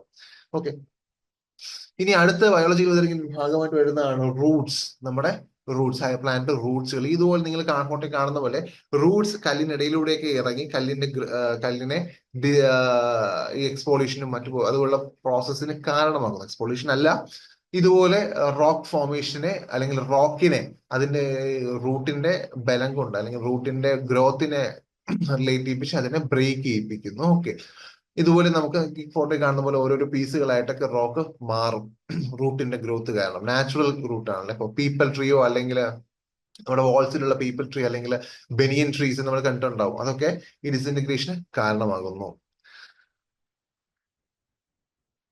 പിന്നെ മൈക്രോ ഓർഗാനിസംസ് ആണ്. മൈക്രോ ഓർഗാനിസംസ് നമുക്കറിയാം, മൈക്രോ ഓർഗാനിസംസിന്റെ 2 രീതിയിലാണ് ഡീകമ്പോസിഷൻ പ്രധാനമായിട്ട് നടത്തുന്നത് അല്ലെങ്കിൽ ഡിസിന്റഗ്രേഷൻ നടത്തുന്നത്. ഒന്ന്, അത് അതിന്റെ റെസ്പിറേഷന്റെ ഫലമായിട്ട്, മൈക്രോ ഓർഗാനിസത്തിന്റെ റെസ്പിറേഷന്റെ ഫലമായിട്ട് കാർബൺ ഡൈ ഓക്സൈഡ് വരികയും ആ കാർബൺ ഡൈ ഓക്സൈഡ് വെള്ളവുമായി ചേർന്ന് കാർബോണിക് ആസിഡ് ആവുകയും അത് എന്താവുന്നു, ഒരു വീക്ക് ആസിഡ് ആയിട്ട് ആക്ട് ചെയ്യുകയും ചെയ്യുന്നു. ഡയറക്ട്ലി നോക്കുകയാണെങ്കിൽ ഈ കാർബൺ ഡൈ ഓക്സൈഡ് ഈ മൈക്രോ ഓർഗാനിസംസ് അതിന്റെ ഡൈജഷന്റെ ഫലമായിട്ട് അല്ലെങ്കിൽ അതിന്റെ അത് നടത്തുന്ന ഓരോ കെമിക്കൽ റിയാക്ഷൻസ്, ഏർപ്പെടുന്ന കെമിക്കൽ റിയാക്ഷൻസിന്റെ ഫലമായിട്ട് എൻസൈംസ് ഒക്കെ എക്സ്ക്രീറ്റ് ചെയ്യാം. മൈക്രോ ഓർഗാനിസംസ് എൻസൈംസ് എക്സ്ക്രീറ്റ് ചെയ്യാം. അങ്ങനെ എക്സ്ക്രീറ്റ് ചെയ്യുന്നത് ഒരു ആസിഡ് ആയിട്ട് ആക്ട് ചെയ്യുകയും നമ്മുടെ റോക്ക് ഡിസിന്റഗ്രേഷന് കാരണമാവുകയും ചെയ്യുന്നു. അങ്ങനെ ബയോളജിക്കൽ വെതറിംഗ് ആണ് സംഭവിക്കുക. ഓക്കെ, അപ്പോ നമ്മുടെ ഫിസിക്കൽ, കെമിക്കൽ, ബയോളജിക്കൽ വിതറിംഗ് നോക്കി അത് ഏതൊക്കെയാണ് എന്തൊക്കെയാണെന്നുള്ളത് മനസ്സിലാക്കുക. അടുത്ത സോയിൽ ഫോമിംഗ് ഫാക്ടേഴ്സ്. ഈ ഇത്രയും നേരം പറഞ്ഞ സോയിൽ വെതറിങ്ങിനെ സപ്പോർട്ട് ചെയ്യുന്നതാണ് ഈ സോയിൽ ഫോമിംഗ് ഫാക്ടേഴ്സ്. ഓക്കെ, ഈ ഫാക്ടേഴ്സിന്റെ ഇൻഫ്ലുവൻസ് ആണ്, പുറമെ നമുക്ക് കിട്ടുന്ന ഇൻഫ്ലുവൻസ്, ഈ ഫാക്ടേഴ്സിന്റെ ഇൻഫ്ലുവൻസ് ആണ് സോയിൽ ഡിസിൻറ്റഗ്രേഷനെ സഹായിക്കുന്നത്. 1889 ഡൊക്കിച്ചേവ് ആണ് സോയിൽ ഡെവലപ്പ് ചെയ്യാൻ പ്രത്യേകം ഫാക്ടേഴ്സ് വേണം എന്നുള്ള കാര്യം പറഞ്ഞത്. ഈ ഫാക്ടേഴ്സ് ഇതിൽ ഇൻഫ്ലുവൻസ് ചെയ്യപ്പെടുന്നു എന്ന് പറഞ്ഞത് ഡൊക്കിച്ചേവ് ആണ്. ഓക്കെ, എന്നാൽ ഇത് വെച്ചിട്ട് അദ്ദേഹം ഒരു ഫോമുല ഡെവലപ്പ് ചെയ്യുകയും ചെയ്തു. പക്ഷെ ആ ഫോമുല ജസ്റ്റ് അറിഞ്ഞിരുന്നാൽ മതി, നമുക്ക് പരീക്ഷയ്ക്ക് ചോദിക്കില്ല. എന്നാൽ അത് വച്ചിട്ട്, ഈ ഫാക്ടേഴ്സിനെ വച്ചിട്ട് ഒരു ഇക്വേഷൻസ്, എല്ലാവർക്കും സ്വീകാര്യമായ ഒരു ഇക്വേഷൻസ് ക്രിയേറ്റ് ചെയ്തത് ഹാൻസ് ജെന്നി എന്ന് പറയുന്ന സയന്റിസ്റ്റ് ആണ്. ജെന്നി, ഓക്കെ, ജെന്നി എന്ന് പറയുന്ന സയന്റിസ്റ്റ് 1941. ഈ പേര് വളരെ ഇമ്പോർട്ടന്റ് ആണ്. Okay, Jenny. ജെന്നി എന്ന് പറഞ്ഞാൽ വളരെ ഇമ്പോർട്ടന്റ് ആണ്. അപ്പൊ ജെന്നി തന്ന ഇക്വേഷൻ എന്ന് പറയുന്നത് soil formation is A function of ClORPT. നിങ്ങൾക്ക് ക്ലോർട്ട് എന്ന് വായിക്കാം, ഇല്ലാന്നുണ്ടെങ്കിൽ ക്ലോർപുട്ട് എന്നോ എന്ത് വേണോ പറയാം. നിങ്ങളുടെ സ്ഥലത്ത് നിങ്ങൾ അത് മാറ്റി പഠിച്ചെടുക്കുന്ന, ഓർമ്മയ്ക്ക് എന്താണോ എളുപ്പം അതുപോലെ ആക്കിയെടുക്കുക. ക്ലോർട്ട് എന്ന രീതിയിൽ നിങ്ങൾ അതിനെ വായിക്കാം തൽക്കാലം. Okay, soil is a function of clorpt. Clorpt എന്ന് പറയുന്നത് climate, organisms, relief, parent material, time എന്നിവയാണ് കാണിക്കുന്നത്. ഈ ക്ലോർട്ടിലെ CL climate, O organisms or and vegetations, നമ്മുടെ biosphere, R relief or topography, T parent material, T time എന്നിങ്ങനെയുള്ള 5 factors ചേർന്നിട്ടുള്ളതാണ് soil formation എന്നത്. അതിന്റെ ഇക്വേഷൻ കൊണ്ടുവന്നത് Hans Jenny.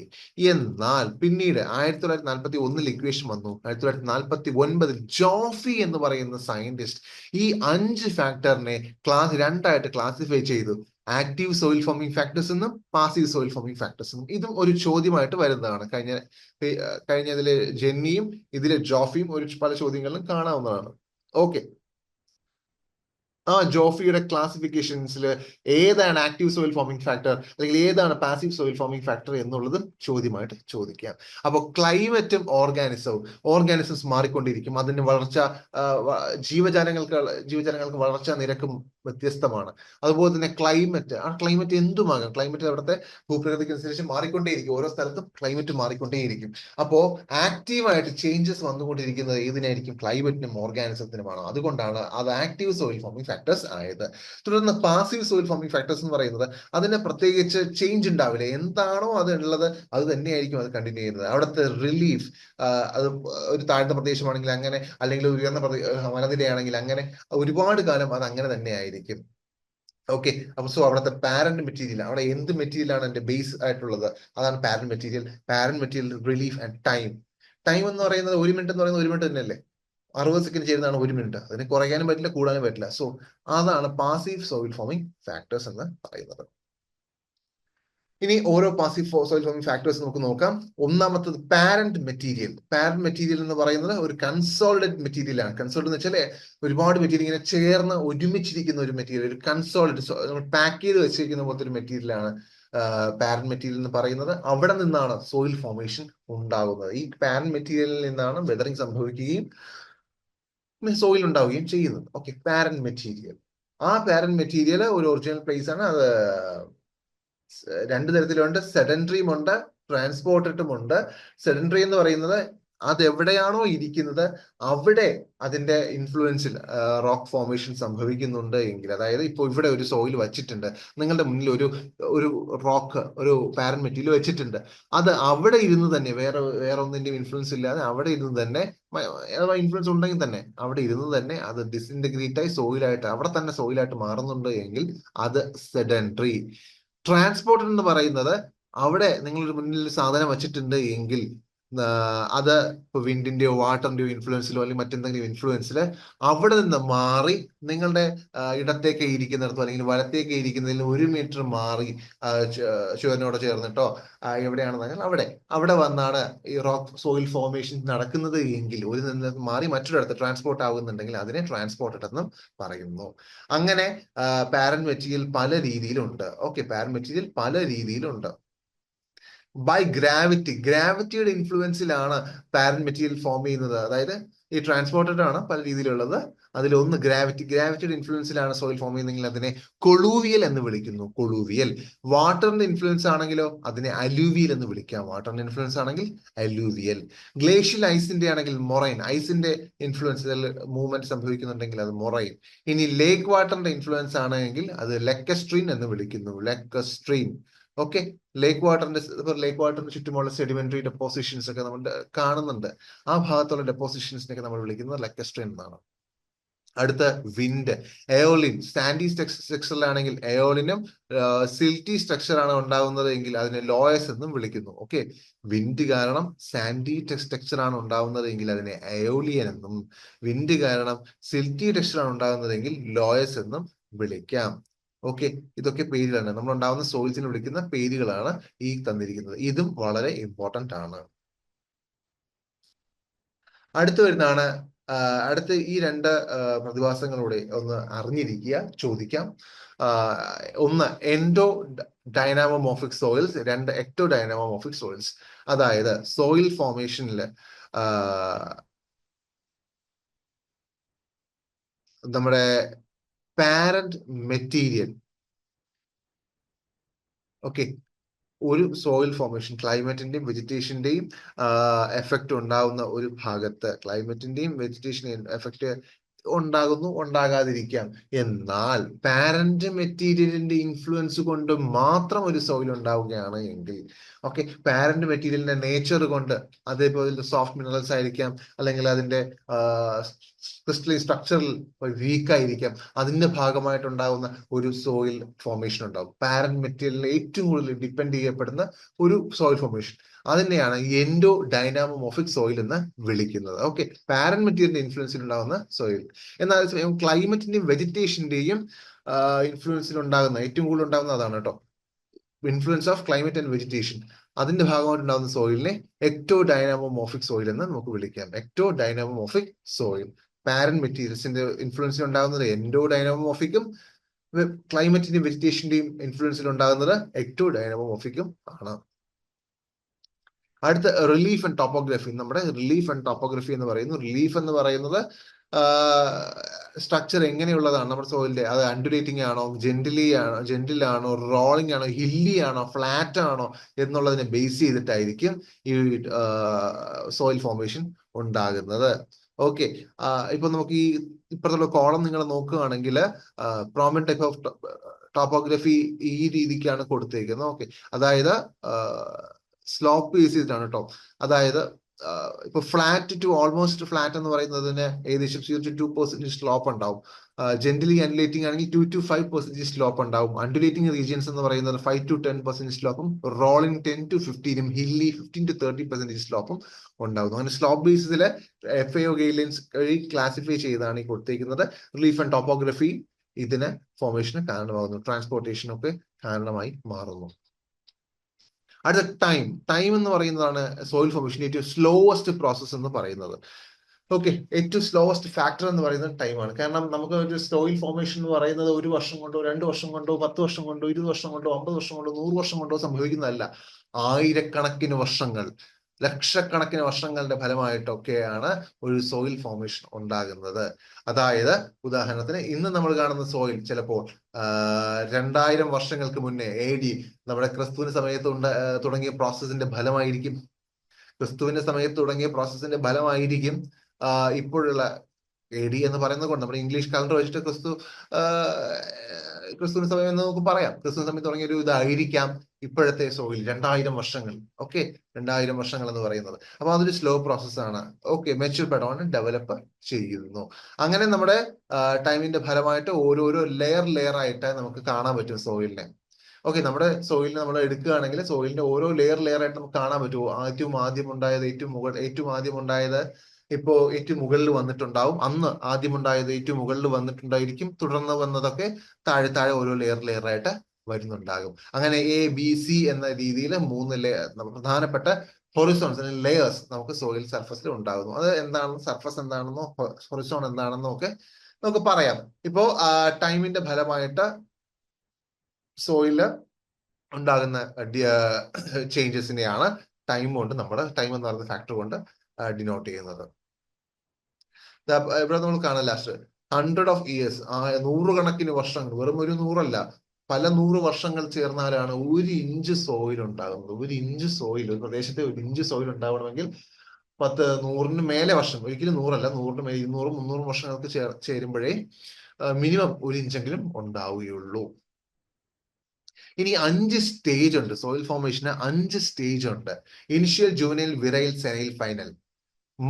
More and van Baren എന്ന 2 സയന്റിസ്റ്റുകളാണ് ഈ 5 സ്റ്റേജ്, സോയിൽ ഫോർമേഷൻ 5 സ്റ്റേജസ് തന്നത്. Initial stage എന്ന് പറയുന്നത് അൺവെതേർഡ് പാരന്റ് മെറ്റീരിയൽ ആയിരിക്കും. അതായത് ഒരു മാറ്റവുമില്ല. ഇനിഷ്യൽ സ്റ്റേജ്, ഫസ്റ്റ് സ്റ്റേജ്, ഒരു മെറ്റീരിയൽ അത് അങ്ങനെ തന്നെ ഇരിക്കുന്നു. അടുത്ത് ജുവനൈൽ, പതുക്കെ പതുക്കെ പതുക്കെ ഏറ്റവും റെസിസ്റ്റന്റ്, പതുക്കെ പതുക്കെ പതുക്കെ വിതറിംഗ് ഫോർമേഷൻ സ്റ്റാർട്ട് ചെയ്യുന്നു. അതിലേക്ക് ചെറിയ മാറ്റങ്ങൾ വന്നു തുടങ്ങുന്നു. അതാണ് juvenile stage. Then comes virile stage. Virile stage എന്ന് പറയുന്നത് ഈ റോക്സ് ആൻഡ് റോക്സില് ഏറ്റവും എളുപ്പം, നമ്മൾ നോൺ റെസിസ്റ്റന്റ് മിനറൽ നേരത്തെ പറഞ്ഞില്ലേ, ജിപ്സം പോലുള്ള അത്തരം മിനറൽസ് ആദ്യം വെതറൈഡ് ആയി പോകുന്നു, അല്ലെങ്കിൽ ഡീകമ്പോസ് ചെയ്യപ്പെടുന്നു. അങ്ങനെ ക്ലേ കണ്ടന്റ് കൂട്ടാൻ സഹായിക്കുന്നു. ഓക്കെ, അപ്പൊ ഏറ്റവും വെതറിംഗ് സാധ്യതയുള്ള ലോ റെസിസ്റ്റന്റ് ആയിട്ടുള്ള മിനറൽസ് ആദ്യം ഇവിടെ എന്ത് ചെയ്യുന്നു, ഡീകമ്പോസ് ചെയ്യപ്പെടുന്നു, അല്ലെങ്കിൽ ഡിസിന്റഗ്രേറ്റ് ചെയ്യപ്പെടുന്നു. എന്നാൽ ഇവിടെ ഏറ്റവും റെസിസ്റ്റന്റ് മിനറൽസിന് ഒരു മാറ്റവും സംഭവിക്കുന്നില്ല ഈ സ്റ്റേജിൽ. തൊട്ട് അടുത്ത സ്റ്റേജിൽ, സെനൈൽ സ്റ്റേജ് സംഭവിക്കുമ്പോൾ അവിടെ സംഭവിക്കുന്നത് വീണ്ടും റെസിസ്റ്റന്റ് കൂടിയ മിനറൽസ് എന്ത് ചെയ്യുന്നു, ഫോർമേഷനിലേക്ക് ഭാഗമാകുന്നു, റോക്ക് ഫോർമേഷൻ അല്ലെങ്കിൽ മിനറൽ സോയിൽ ഫോർമേഷന്റെ ഭാഗമാകുന്നു, ഡിസിന്റഗ്രേഷൻ സംഭവിക്കുന്നു. അപ്പോഴും ഏറ്റവും ഹയസ്റ്റ് മിനറൽ എന്ത് ചെയ്യുന്നു, ഒരു മാറ്റവും സംഭവിക്കാതെ ഇരിക്കുന്നു. ആൻഡ് നിങ്ങളുടെ ചോദ്യമാണ് ഈ തന്നിരിക്കുന്നത്, only most resistant mineral survive ചെയ്യുന്ന, അല്ലെങ്കിൽ ഏറ്റവും റെസിസ്റ്റന്റ് മിനറൽസ് മാത്രം സർവേ ചെയ്യുന്ന സ്റ്റേജ് ഏതാണ്, സോയിൽ ഫോമിംഗ് സ്റ്റേജ് ഏതാണ്? ഉത്തരം സെനൈൽ സ്റ്റേജ് ആണ്. സെനൈൽ സ്റ്റേജ് ആണ് ഏറ്റവും റെസിസ്റ്റന്റ് ആയിട്ടുള്ള മിനറൽസ് സർവൈവ് ചെയ്യുന്ന സ്റ്റേജ്. എന്നാൽ ഫൈനൽ സ്റ്റേജ് എന്ന് പറയുന്നത് എല്ലാ മിനറൽസും ഈ ഒരു ട്രാൻസ്ഫോർമേഷന്റെ ഭാഗമാവുകയും ഡിസിന്റഗ്രേറ്റ് ചെയ്യപ്പെടുകയും സോയിൽ ക്രിയേറ്റ് ആവുകയും ചെയ്യുന്നു. അങ്ങനെ 5 സ്റ്റേജ് ആണ്: initial, juvenile, virile, senile and final. ഇനി നമ്മൾ ആക്റ്റീവ് സോയിൽ ഫോമിംഗ് ഫാക്ടേഴ്സ് നോക്കാം. ക്ലൈമറ്റ് ആണ്. ക്ലൈമറ്റ് ഓരോയിടത്തും ഓരോന്ന് പോലെയാണ്. അതിന്റെ റേഷ്യോ, സോയിൽ ഫോമിങ്ങിന്റെ റേറ്റ്, എത്രത്തോളം റേറ്റിലാണ് ഉണ്ടാകേണ്ടത്, ഈവൻ ടൈം പറയുന്നുണ്ടെങ്കിൽ പോലും ആ ടൈമിനെ നമുക്ക് കുറെയൊക്കെ ഇൻഫ്ലുവൻസ് ചെയ്യാൻ സാധിക്കുന്നത് ഈ ക്ലൈമറ്റിനും അടുത്ത ഓർഗാനിസം, ആക്റ്റീവ് സോയിൽ ഫോമിംഗ് ഫാക്ടേഴ്സിനാണ്. അപ്പോ ആരിഡ് ക്ലൈമറ്റ് നമ്മൾ നോക്കുകയാണെങ്കിൽ പല പല ക്ലൈമറ്റ് ഉണ്ട്. അതിൽ ആരിഡ് ക്ലൈമറ്റ് നമ്മൾ നോക്കുകയാണെങ്കിൽ അവിടെ പ്രസിപ്പിറ്റേഷൻ കുറവായിരിക്കും, അല്ലെ, ലെസ് വാട്ടർ ആണ് അവിടെ ഉണ്ടാവുക. അതുകൊണ്ട് തന്നെ അവിടുത്തെ സോയിൽ റിമെയിൻസ് ഡ്രൈ ആയിരിക്കും മോസ്റ്റ് ഓഫ് ദ സമയവും. ഓക്കെ, ആരിഡ് ക്ലൈമറ്റിൽ പ്രസിപ്പിറ്റേഷൻ കുറവായതുകൊണ്ട് അവിടുത്തെ സോയിൽ ഫോമിങ്ങും കുറവെന്നല്ല, സ്ലോ ആയിരിക്കും. കെമിക്കൽ വെതറിംഗ് ഒക്കെ വളരെ സ്ലോ ആയിരിക്കും. ഫിസിക്കൽ വെതറിംഗ് ആയിട്ട് പോസിബിലിറ്റീസ് ആണ് കൂടുതൽ. ഇനി അതേസമയം ഹ്യൂമിഡ് ക്ലൈമറ്റ് നോക്കുകയാണെങ്കിൽ പ്രസിപ്പിറ്റേഷൻ ആവശ്യമുള്ളതിനേക്കാൾ വെള്ളം കുറവായിരിക്കും, എന്നാലും വെള്ളം ഉണ്ടായിരിക്കും. പക്ഷെ വെള്ളമായിരിക്കില്ല, ചിലപ്പോൾ മറ്റെന്തെങ്കിലും ഫോമിലായിരിക്കും. ഉദാഹരണത്തിന് ഹ്യൂമിഡ് ക്ലൈമറ്റിൽ എന്താ സംഭവിക്കുന്നത് എന്ന് വെച്ചാൽ നമ്മുടെ ഒരു റിയാക്ഷന് പൂർണ്ണമായിട്ട് സഹായിക്കുന്ന വെള്ളം ഉണ്ടാവില്ല എന്നാണ് അർത്ഥം വരുന്നത്. ഓക്കെ, അത് നിങ്ങൾ മനസ്സിലാക്കിയാൽ അങ്ങനെ മനസ്സിലാക്കിയാൽ മതി. ഒരു ഹ്യൂമിഡ് ക്ലൈമറ്റ് എന്ന് പറയുന്നത് precipitation is much more than water need. Okay, നമ്മൾക്ക് ഒരു പുഴ എന്ന കൺസിഡറേഷൻ, അല്ലെങ്കിൽ ഒരു ലേക്ക് എന്ന കൺസിഡറേഷന് വരുന്ന വെള്ളത്തിനെ വെച്ച് നോക്കുമ്പോൾ വളരെ വളരെ കുറവായിട്ടുള്ള വെള്ളത്തിന്റെ പ്രസൻസ് ആയിരിക്കും ഹ്യൂമിഡ് ക്ലൈമറ്റിലുള്ളത്. ഓക്കെ, നമ്മുടെ ക്ലൈമറ്റ് ഹ്യൂമിഡ് ആയിരിക്കും. നമ്മുടെ ഇപ്പൊ കേരളത്തെ ക്ലൈമറ്റ് ഹ്യൂമിഡ് ആണ്. എന്നാൽ ഇവിടെ നമ്മൾ സാധാരണ ഒരു സോയിൽ എടുത്തു കഴിഞ്ഞാൽ അവിടെ വെള്ളം എന്ന് പറയുന്നത് കെട്ടിക്കിടക്കുന്ന വെള്ളമല്ല, അതിനകത്തുള്ള ഈർപ്പം എന്ന രീതിയിൽ മാത്രമാണ്. അപ്പൊ ഓക്കെ, അതാണ് ഇവിടെ ഉദ്ദേശിക്കുന്നത്. പ്രസിപ്പിറ്റേഷൻ എന്ന് പറയുന്നത് അങ്ങനെയാണ്. ഓക്കെ, അപ്പോ ഇവിടെ എക്സസ് ആയിട്ടുള്ള വെള്ളം വരുമ്പോൾ ലീച്ചിങ്, സാൾട്ടിന്റെയും ബേസിസിന്റെയും ലീച്ചിങ്ങും, അങ്ങനെ ആ ലീച്ചിങ്ങിന്റെ ഫലമായിട്ട് ലാറ്ററൈസേഷനും മറ്റുള്ള അല്ലെങ്കിൽ പെർസോളൈസേഷൻ പോലുള്ള പ്രവർത്തനങ്ങളുടെ കാരണമാവുകയും അത് എന്ത് ചെയ്യുന്നു, സോയിൽ ഫോമിങ്ങിന് കാരണമാവുകയും ചെയ്യുന്നു ഹ്യൂമിഡ് ക്ലൈമറ്റ്. ഓഷ്യനിക് ക്ലൈമറ്റ് എന്ന് പറയുന്നത് അവിടെ സീസണൽ വേരിയേഷൻ ഉണ്ടാവുന്നു, അവിടെ മൺസൂൺസ് ഉണ്ടാവുന്നു, ടെമ്പറേച്ചർ വേരിയേഷൻ ഭയങ്കര കൂടുതലായിരിക്കും. അപ്പോ അവിടെ അത്തരത്തിലുള്ള ക്ലൈമറ്റ് ആയിരിക്കും നമ്മുടെ സോയിൽ ഫോർമേഷനെ ഇൻഫ്ലുവൻസ് ചെയ്യുന്നത്. ഇനി മെഡിറ്ററേനിയൻ ക്ലൈമറ്റ് നോക്കുകയാണെങ്കിൽ moderate precipitation in winter and summers are dry ആയിരിക്കും. കോണ്ടിനെന്റൽ ക്ലൈമറ്റ് ആണെങ്കിൽ warm summers, extremely cool and cold winter ആയിരിക്കും. ടെമ്പറേറ്റ് ആണെങ്കിൽ cold humid condition with warm summer ആയിരിക്കും. Tropical and subtropical climate ആണെങ്കിൽ warm to hot humid with isothermal conditions ആയിട്ട് tropical zone. നമ്മുടെ tropical subtropical എന്ന് പറയുന്നത് നമ്മുടെ climate ആണ്. Warm to hot humid condition ആയിരിക്കും നമുക്കുള്ളത്. ഇനി ഓർഗാനിസംസ് ആൻഡ് വെജിറ്റേഷൻസ്, നേരത്തെ പറഞ്ഞ പോലെ ബയോളജിക്കൽ വിതറിങ്ങിന് കാരണമാകുന്നത് പോലെ തന്നെയാണ് ഇത്. ബയോളജിക്കൽ വിതറിങ്ങിന്റെ ഒരു ഭാഗം തന്നെയാണ് ഈ ഓർഗാനിസംസ് വെജിറ്റേഷൻ എന്ന് പറഞ്ഞത്. ഓക്കെ, അപ്പോ ആ ഇൻഫ്ലുവൻസും ഇവിടെ വരുന്നുണ്ട്. സെയിം തന്നെയാണ്, നിങ്ങൾ വായിച്ചാൽ മതി, നിങ്ങൾക്ക് മനസ്സിലാകും. ഓക്കെ, ബയോളജിക്കൽ വിതറിങ്ങിന്റെ സെയിം രീതിക്ക് തന്നെയാണ് ഇതും വരുന്നത്, ഓർഗാനിസംസ് ആൻഡ് വെജിറ്റേഷൻ എന്ന് പറയുന്നത്. Then soil forming process. ഇത്രയും നേരം നമ്മളെ സോയിൽ വെതറിംഗ് കണ്ടു, സോയിൽ ബേസിക് കൺസെപ്റ്റ്സ് നോക്കി, സോയിൽ വെതറിംഗ് കണ്ടു. സോയിൽ വെതറിംഗ് കണ്ടിട്ട് നമ്മൾ സോയിൽ വെതറിംഗിന്റെ ഏതൊക്കെ രീതിയിൽ വെതറിംഗ് എന്ന് കണ്ടു. അത് കഴിഞ്ഞിട്ട് സോയിൽ ഫോമിംഗ് സ്റ്റേജസ് കണ്ടു, അതിന്റെ ഫാക്ടേഴ്സും കണ്ടു. ഇനി സോയിൽ ഫോമിംഗ് പ്രോസസ് ആണ്. ആദ്യം വെതറിംഗ് സംഭവിച്ചതിന് ശേഷം അത് തുടർന്നുള്ള വെതറിംഗിന് ശേഷം തുടർന്നുള്ള ഒരു പ്രോസസ്സസ് ആണ് സോയിൽ ഫോമിംഗ് പ്രോസസ് എന്ന് പറയുന്നത്. ആദ്യം ഡിസിൻറ്റഗ്രേറ്റ് ചെയ്യപ്പെട്ടു, അല്ലെങ്കിൽ ഡീകമ്പോസ് ചെയ്യപ്പെട്ടു, അതിനെ ഇനി നമ്മൾ സോയിലാക്കി മാറ്റുന്നു, അല്ലെങ്കിൽ സോയിലിന്റെ ഘടനയാക്കി മാറ്റുന്നു. അത് രണ്ട് രീതിയിലുണ്ട്. Basic or fundamental soil forming പ്രോസസ്സും ഉണ്ട്, സ്പെസിഫിക് സോയിൽ ഫോമിംഗ് പ്രോസസ്സും ഉണ്ട്. ഓക്കെ, ഈ ബേസിക് ഓർ ഫണ്ടമെന്റൽ പ്രോസസ് എന്ന് വെച്ചാൽ എല്ലാ സോയിലും, ഭൂമിയിലെ എല്ലാ സോയിലും നടക്കുന്നതാണ് ഈ basic or fundamental process. Okay, അതിൽ ഒന്നാമത്താണ് ഹ്യൂമിഫിക്കേഷൻ എന്ന് പറയുന്നത്. Decomposition of soil organic micro organisms soil organic decompose ചെയ്യുമ്പോൾ ഉണ്ടാകുന്ന ഹ്യൂമസ്, ആ ഫോർമേഷൻ ഓഫ് ഹ്യൂമസിനെയാണ് ഹ്യൂമിഫിക്കേഷൻ എന്ന് പറയുന്നത്. അത് കഴിഞ്ഞിട്ട് വരുന്നതാണ് എലൂവിയേഷൻ. എലൂവിയേഷൻ എന്ന് പറയുന്നത് ഒരു ലെയറിൽ നിന്ന് താഴത്തെ ലെയറിലേക്ക് വെള്ളത്തിന്റെ ഇൻഫ്ലുവൻസ് കൊണ്ട് ഈ പറയുന്ന പോലെ clay, iron oxide, aluminium oxide, നമുക്ക് തന്നെ സെസ്ക്യൂ ഓക്സൈഡ്സ് എന്ന് ഒരുമിച്ച് വിളിക്കാം. അയണിന്റെയും അലൂമിനിയത്തിന്റെ ഓക്സൈഡ്സിനെ സെസ്ക്യൂ ഓക്സൈഡ്സ് എന്ന് വിളിക്കാം. സോ അത്തരത്തിലുള്ള sesquioxides, clay, humus, calcium carbonate ഒക്കെ ഒരു ലെയറിൽ നിന്ന് മറ്റൊരു ലെയറിലേക്ക് വാഷ് ഔട്ട് ചെയ്യപ്പെടാം. അങ്ങനെ മുകളിലത്തെ ലെയറിൽ നിന്ന് താഴത്തെ ലെയറിലേക്ക് എത്തുന്ന ആ വാഷിംഗ് ഔട്ട് പ്രോസസ്സിനെ, അല്ലെങ്കിൽ പോകുന്ന പ്രോസസ്സിനെ എലൂവിയേഷൻ എന്ന് വിളിക്കുന്നു. ഇതും എല്ലാ സോയിലും ഉണ്ടാകാം. എന്നാൽ തൊട്ട് താഴെ കാണുന്ന ഇലൂവിയേഷൻ എന്ന് വെച്ചാൽ ഈ ഒഴുകി വരുന്ന, എലൂവിയേറ്റ് ചെയ്തു വരുന്ന ഈ മെറ്റീരിയൽസ്, അല്ലെങ്കിൽ ഈ ഒരു പാർട്ടിക്കിൾസ്, അല്ലെങ്കിൽ ഈ ഒരു സബ്സ്റ്റൻസ് വേറൊരു ലെയറിൽ വന്ന് അടിഞ്ഞുകൂടുന്നു.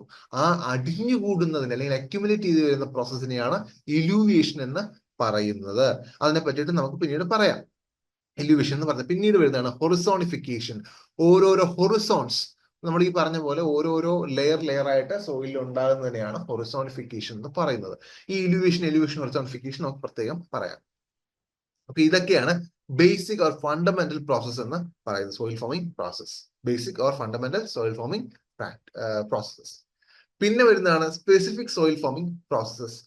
സ്പെസിഫിക് ആയിട്ടുള്ള സോയിൽ ഫോമിംഗ് പ്രോസസ്സിനെയാണ് പറയുന്നത്. അത് എല്ലായിടത്തും കാണണമെന്നില്ല. ചില സോയിലിൽ ഇതിൽ ചിലതായിരിക്കും ഉണ്ടാകുന്നത്, മറ്റു സോയിലുകളിൽ വേറൊരു ചിലതായിരിക്കും ഉണ്ടാകുന്നത്. അതുകൊണ്ട് ഓരോ സോയിലും ഓരോന്നായിരിക്കും സ്പെസിഫിക് സോയിൽ ഫോമിംഗ് പ്രോസസ്സസ്. ഒന്നാമത്തത് calcification, accumulation of calcium carbonate. Okay, precipitation and accumulation of calcium carbonate. Calcium കാർബണേറ്റിന്റെ പ്രസിപ്പിറ്റേഷനും അക്യുമുലേഷനും ഫലമായിട്ട് ഉണ്ടാകുന്ന സോയിലിനെയാണ്, അല്ലെങ്കിൽ ആ ഒരു സോയിൽ ഘടനയാണ് നമ്മൾ കാൽസിഫിക്കേഷൻ കൊണ്ടുണ്ടാകുന്ന ഘടന എന്ന് പറയുന്നത്. കാൽസിഫിക്കേഷൻ എന്ന് പറയുന്നത് precipitation, accumulation of calcium carbonate എന്ന് പറയാം. ഡീകാൽസിഫിക്കേഷൻ എന്ന് പറയുന്നത് removal of calcium carbonate and calcium ions, leach ചെയ്ത് പോകപ്പെടുന്നതിന്റെ ഫലമായിട്ടുള്ള ഒരു സോയിലാണ്. ഈ പറയുന്ന ഫോമിംഗ് പ്രോസസ് ഒക്കെ സോയിലിന്റെ ക്യാരക്ടറിനെ, അതിന്റെ നേച്ചറിനെ ഡിഫൈൻ ചെയ്യുന്നുണ്ട്. അതായത് ഇപ്പൊ ഞാനിപ്പോ പറഞ്ഞ പോലെ കാൽഷ്യം കാർബണേറ്റ് റിമൂവ് ചെയ്യുമ്പോൾ അവിടെ കാൽഷ്യത്തിന്റെ അളവ് കുറഞ്ഞു ആ സോയിലിന്. അപ്പൊ അവിടുത്തെ ആസിഡിക് നേച്ചറിന് കാരണമാകുന്നു ഡീകാൽസിഫിക്കേഷൻ ചെയ്യുമ്പോൾ. അപ്പോൾ അങ്ങനെ ഒരു സോയിലിന്റെ നേച്ചറിനെ ഡിഫൈൻ ചെയ്യാൻ ഈ സോയിൽ ഫോമിംഗ് ഫാക്ടേഴ്സിന്, സ്പെസിഫിക് സോയിൽ ഫോമിംഗ് ഫാക്ടേഴ്സിന് സാധിക്കുന്നു. അപ്പോൾ calcification, decalcification. Then comes laterization. Especially കേരളത്തിലെ സോയിലുകൾ, ലാട്രൈറ്റ് സോയിലുകളിൽ കാണുന്ന ഏറ്റവും പ്രധാനപ്പെട്ട ഒരു ഫോമിംഗ് പ്രോസസ് ആണ് ലാട്രൈസേഷൻ. ഹ്യൂമിഡ് സബ് ട്രോപ്പിക്കൽ ഏരിയസിലാണ് കാണുന്നത്.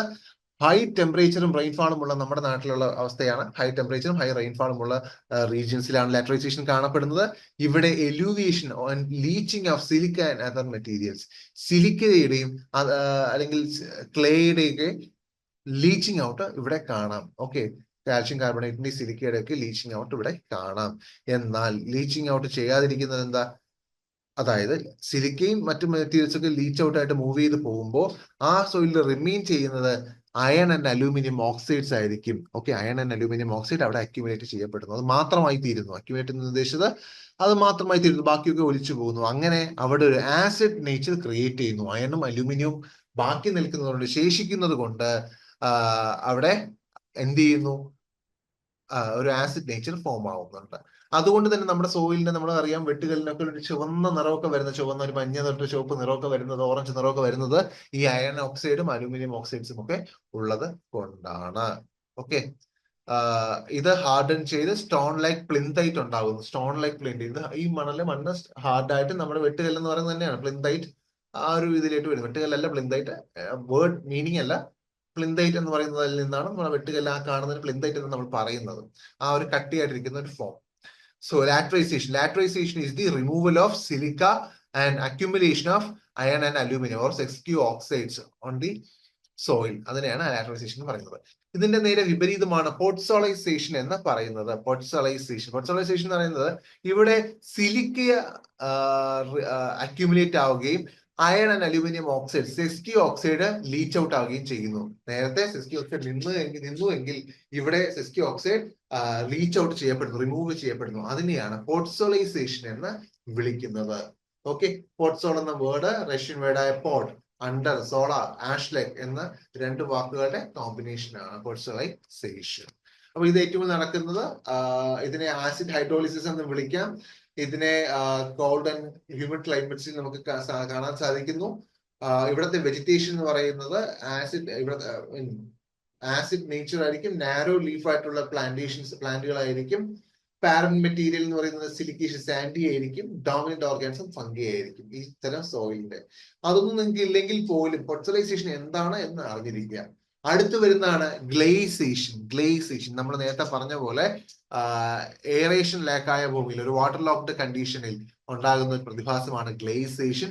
ബ്ലൂ, ഗ്രീൻ ഒരു ഗ്രേ കളറിലെ ക്ലേ ഉണ്ടാകുന്ന പ്രോസസ്സാണ്. ഗ്ലേ ഒരു റഷ്യൻ വേർഡ് ആണ്. അപ്പോൾ ഗ്ലേസേഷൻ ഉണ്ടാകുന്നത് നമ്മുടെ റിഡക്ഷൻ കണ്ടീഷൻ ഉണ്ടാകുന്നത് കൊണ്ടാണ്. ഓക്സിജന്റെ ഇൻഫ്ലുവൻസ് ഇല്ലാതെ ഓക്സിജൻ നഷ്ടപ്പെട്ട് റിഡക്ഷൻ സംഭവിച്ച് അവിടെ ഉണ്ടാകുന്ന പാരന്റ് മെറ്റീരിയലില് ഒരു കളർ ചേഞ്ച് ഉണ്ടാകുന്നു. അങ്ങനെയുള്ള ഒരു പുവർ ഡ്രെയിനേജ് കണ്ടീഷൻ വരുന്ന ഭാഗങ്ങളിൽ ഉണ്ടാകുന്ന ഒരു സോയിൽ ഫോർമേഷൻ അല്ലെങ്കിൽ ഒരു സ്പെസിഫിക് സോയിൽ ഫോർമിംഗ് പ്രോസസ് ആണ് ഗ്ലേസേഷൻ എന്ന് പറയുന്നത്. Then salinization, alkalization. Accumulation of salts such as sulfatum, chlorides of calcium, magnesium. കാൽഷ്യത്തിന്റെയും മെഗ്നീഷ്യത്തിന്റെയും സൾഫേറ്റും ക്ലോറൈഡും അക്യുമുലേറ്റ് ചെയ്യപ്പെടുന്നുണ്ട് എങ്കിൽ, ആ സോയിൽ സൾഫേറ്റും ക്ലോറൈഡുമാണ്, കാൽഷ്യത്തിനും മെഗ്നീഷ്യത്തിനും ആണ് എങ്കിൽ അതിനെ സാലിനൈസേഷൻ എന്നാണ് നമ്മൾ വിളിക്കുന്നത്. അതിനെ സാലിനൈസേഷൻ എന്ന് നമ്മൾ വിളിക്കുന്നു. ഓക്കെ, അതേസമയം അവിടെ സോഡിയം അയോൺസിന്റെ എക്സ്ചേഞ്ച് ആണ് സംഭവിക്കുന്നതെങ്കിൽ, സോഡിയം അയോൺസ് ആണ് കാണപ്പെടുന്നത് എങ്കിൽ, ഓക്കെ, ഇപ്പോൾ കാർബണേറ്റ് ഓർ ബൈകാർബണേറ്റ് ആണ് കാണപ്പെടുന്നതെങ്കിൽ, സോഡിയത്തിന്റെ കാർബണേറ്റ് ഓർ ബൈകാർബണേറ്റ് അല്ലെങ്കിൽ less amount of chlorides and sulphate of calcium magnesium ആണ് ഒരുമിച്ച് കാണപ്പെടുന്നത് എങ്കിൽ അതിനെ ആൽക്കലൈസേഷൻ എന്ന് നമ്മൾ പറയും. ആൽക്കലൈസേഷൻ. ഓക്കെ, ഇപ്പൊ നമ്മൾ സലൈൻ സോയിൽ, ആൽക്കലൈൻ സോയിൽ എന്ന് പറയുന്ന പോലെ സലൈൻ സോയിൽസ് ആണെങ്കിൽ സൾഫേറ്റും ക്ലോറൈഡ്സ് ഓഫ് കാൽഷ്യം മെഗ്നീഷ്യം ആയിരിക്കും കൂടുതലുള്ളത്. അതേസമയം ആൽക്കലൈൻ സോയിൽ എന്ന് പറയുമ്പോൾ അവിടെ സോഡിയം ആയിരിക്കും ഉണ്ടാകുന്നത്. സോഡിയത്തിന്റെ സോഡിയം കാർബണേറ്റ്സ്, സോഡിയം ബൈകാർബണേറ്റ്സും ആയിരിക്കും കൂടുതലും കാണപ്പെടുന്നത്. അതാണ് ആൽക്കലൈസേഷൻ. ഓക്കെ, അതും അറിഞ്ഞിരിക്കുക. Then comes pedoturbation. Pedoturbation വെച്ചാൽ process of mixing soil materials by not by illuviation. അതായത് സോയിൽ മെറ്റീരിയൽസ് നേരത്തെ നമ്മൾ ഇല്യൂവേഷൻ വെച്ചിട്ട് വേറെ സ്ഥലത്ത് നിന്ന് വന്ന് ചേർന്ന് ഈ ഒരു ഭാഗത്തേക്ക് വന്ന് ചേരുന്നു എന്നൊക്കെ പറഞ്ഞു. അതുപോലെ അല്ലാതെ ഒരു ഇന്റർ മിക്സിംഗ് ഓഫ് സോയിൽ എന്ന് വേണമെങ്കിൽ പറയാം. മിക്സിംഗ് ഓഫ് സോയിൽ സംഭവിക്കുന്നത് അത് ഫോണൽ പെഡോടർബേഷൻ ഉണ്ട്. അനിമൽസിന്റെ ഇൻഫ്ലുവൻസ് കാരണം മിക്സ് ആവുന്നത്, അല്ലെങ്കിൽ ഫ്ലോറൽ സോയിലുള്ള പ്ലാന്റ്സിന്റെ ഇൻഫ്ലുവൻസ് കൊണ്ട്, അല്ലെങ്കിൽ ആർജിലോ പെഡോടർബേഷൻ നമ്മുടെ സ്വെല്ലിംഗ് ഷ്രിങ്കിങ് പ്രോസസ്സ് കാരണമാണ്. അതായത് സ്വെല്ല് ചെയ്യുമ്പോൾ വൈറ്റ് ക്രാക്ക് ക്രിയേറ്റ് ചെയ്യുന്ന ഈ ക്രാക്കിന്റെ ഇടയിലൂടെ മണ്ണിറങ്ങുന്നു. അങ്ങനെ എന്ത് ചെയ്യുന്നു? സോയിൽ മിക്സ് ആവുന്നു. ക്രാക്കിലൂടെ മണ്ണിറങ്ങുന്നു, മുകളിലുള്ള സോയിൽ താഴോട്ട് പോകുന്നു, വീണ്ടും ക്രാക്ക് വരുന്നു, താഴെയുള്ള സോയിൽ വീണ്ടും മുകളിലോട്ട് വരുന്നു, അത് വീണ്ടും താഴെ പോകുന്നു. അങ്ങനെ മിക്സിംഗ് സംഭവിക്കുന്നു. അതാണ് അർജിലോ പെഡോടർബേഷൻ. Then cryo പെഡോടർബേഷൻ. ഈ ജെല്ലിസോൾ ജെല്ലിസോൾ എന്ന് പറയുന്ന ഒരു സോയിൽ വാട്ടർ ഉണ്ട്. അവിടെ frost turning or mixing due to freezing and thawing of soil material.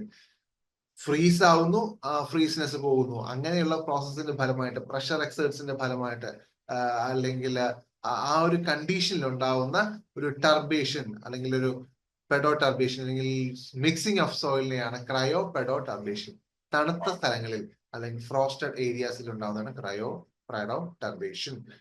അപ്പോ ഏതൊക്കെയാണ്? Faunal pedoturbation with animals, floral pedoturbation plants, argillo pedoturbation swelling and shrinking process വഴി ഉണ്ടാകുന്നത്, ക്രയോ പെഡോ ടർബേഷൻ തണുത്ത സ്ഥലങ്ങളിൽ. മറ്റ് പെഡോജനിക് process കൂടി നമ്മൾ നോക്കാം. ഉദാഹരണത്തിന് translocation of lime.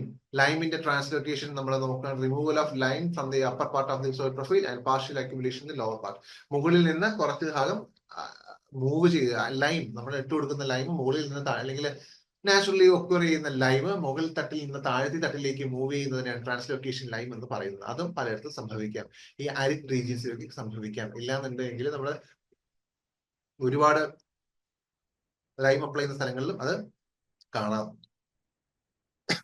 Then comes leaching. Leaching എന്ന് പറയുന്നത് removal in the solution of constituent from soil. അതായത് നമ്മളൊരു സോയിൽ ഒരു മെറ്റീരിയൽ ഒരു സ്ഥലത്ത് നിന്ന് മറ്റു സ്ഥലത്തേക്ക് ലീച്ച് ചെയ്യപ്പെടുന്നുണ്ടെങ്കിൽ, സോലിബിൾ സാൾട്ടുകൾ, അയൺ സാൾട്ട് ആയിക്കോട്ടെ, അലൂമിനിയം ആയിക്കോട്ടെ, കാൽഷ്യം ആയിക്കോട്ടെ, സോഡിയം ആയിട്ട്, പൊട്ടാസ്യം ആയിക്കോട്ടെ, അത് ഒരു സ്ഥലത്ത് നിന്ന് മറ്റു സ്ഥലത്തിലേക്ക് ലീച്ച് ചെയ്യപ്പെടുന്നുണ്ടെങ്കിൽ അതിനെ ലീച്ചിങ് എന്ന് പറയുന്നു. ദെൻ ക്ലേ മൈഗ്രേഷൻ അഥവാ ലെസിവേജ്. ലെസിവേജ് എന്ന ടേം ഓർത്തിരിക്കുക, ചിലപ്പോൾ ചോദിക്കാം.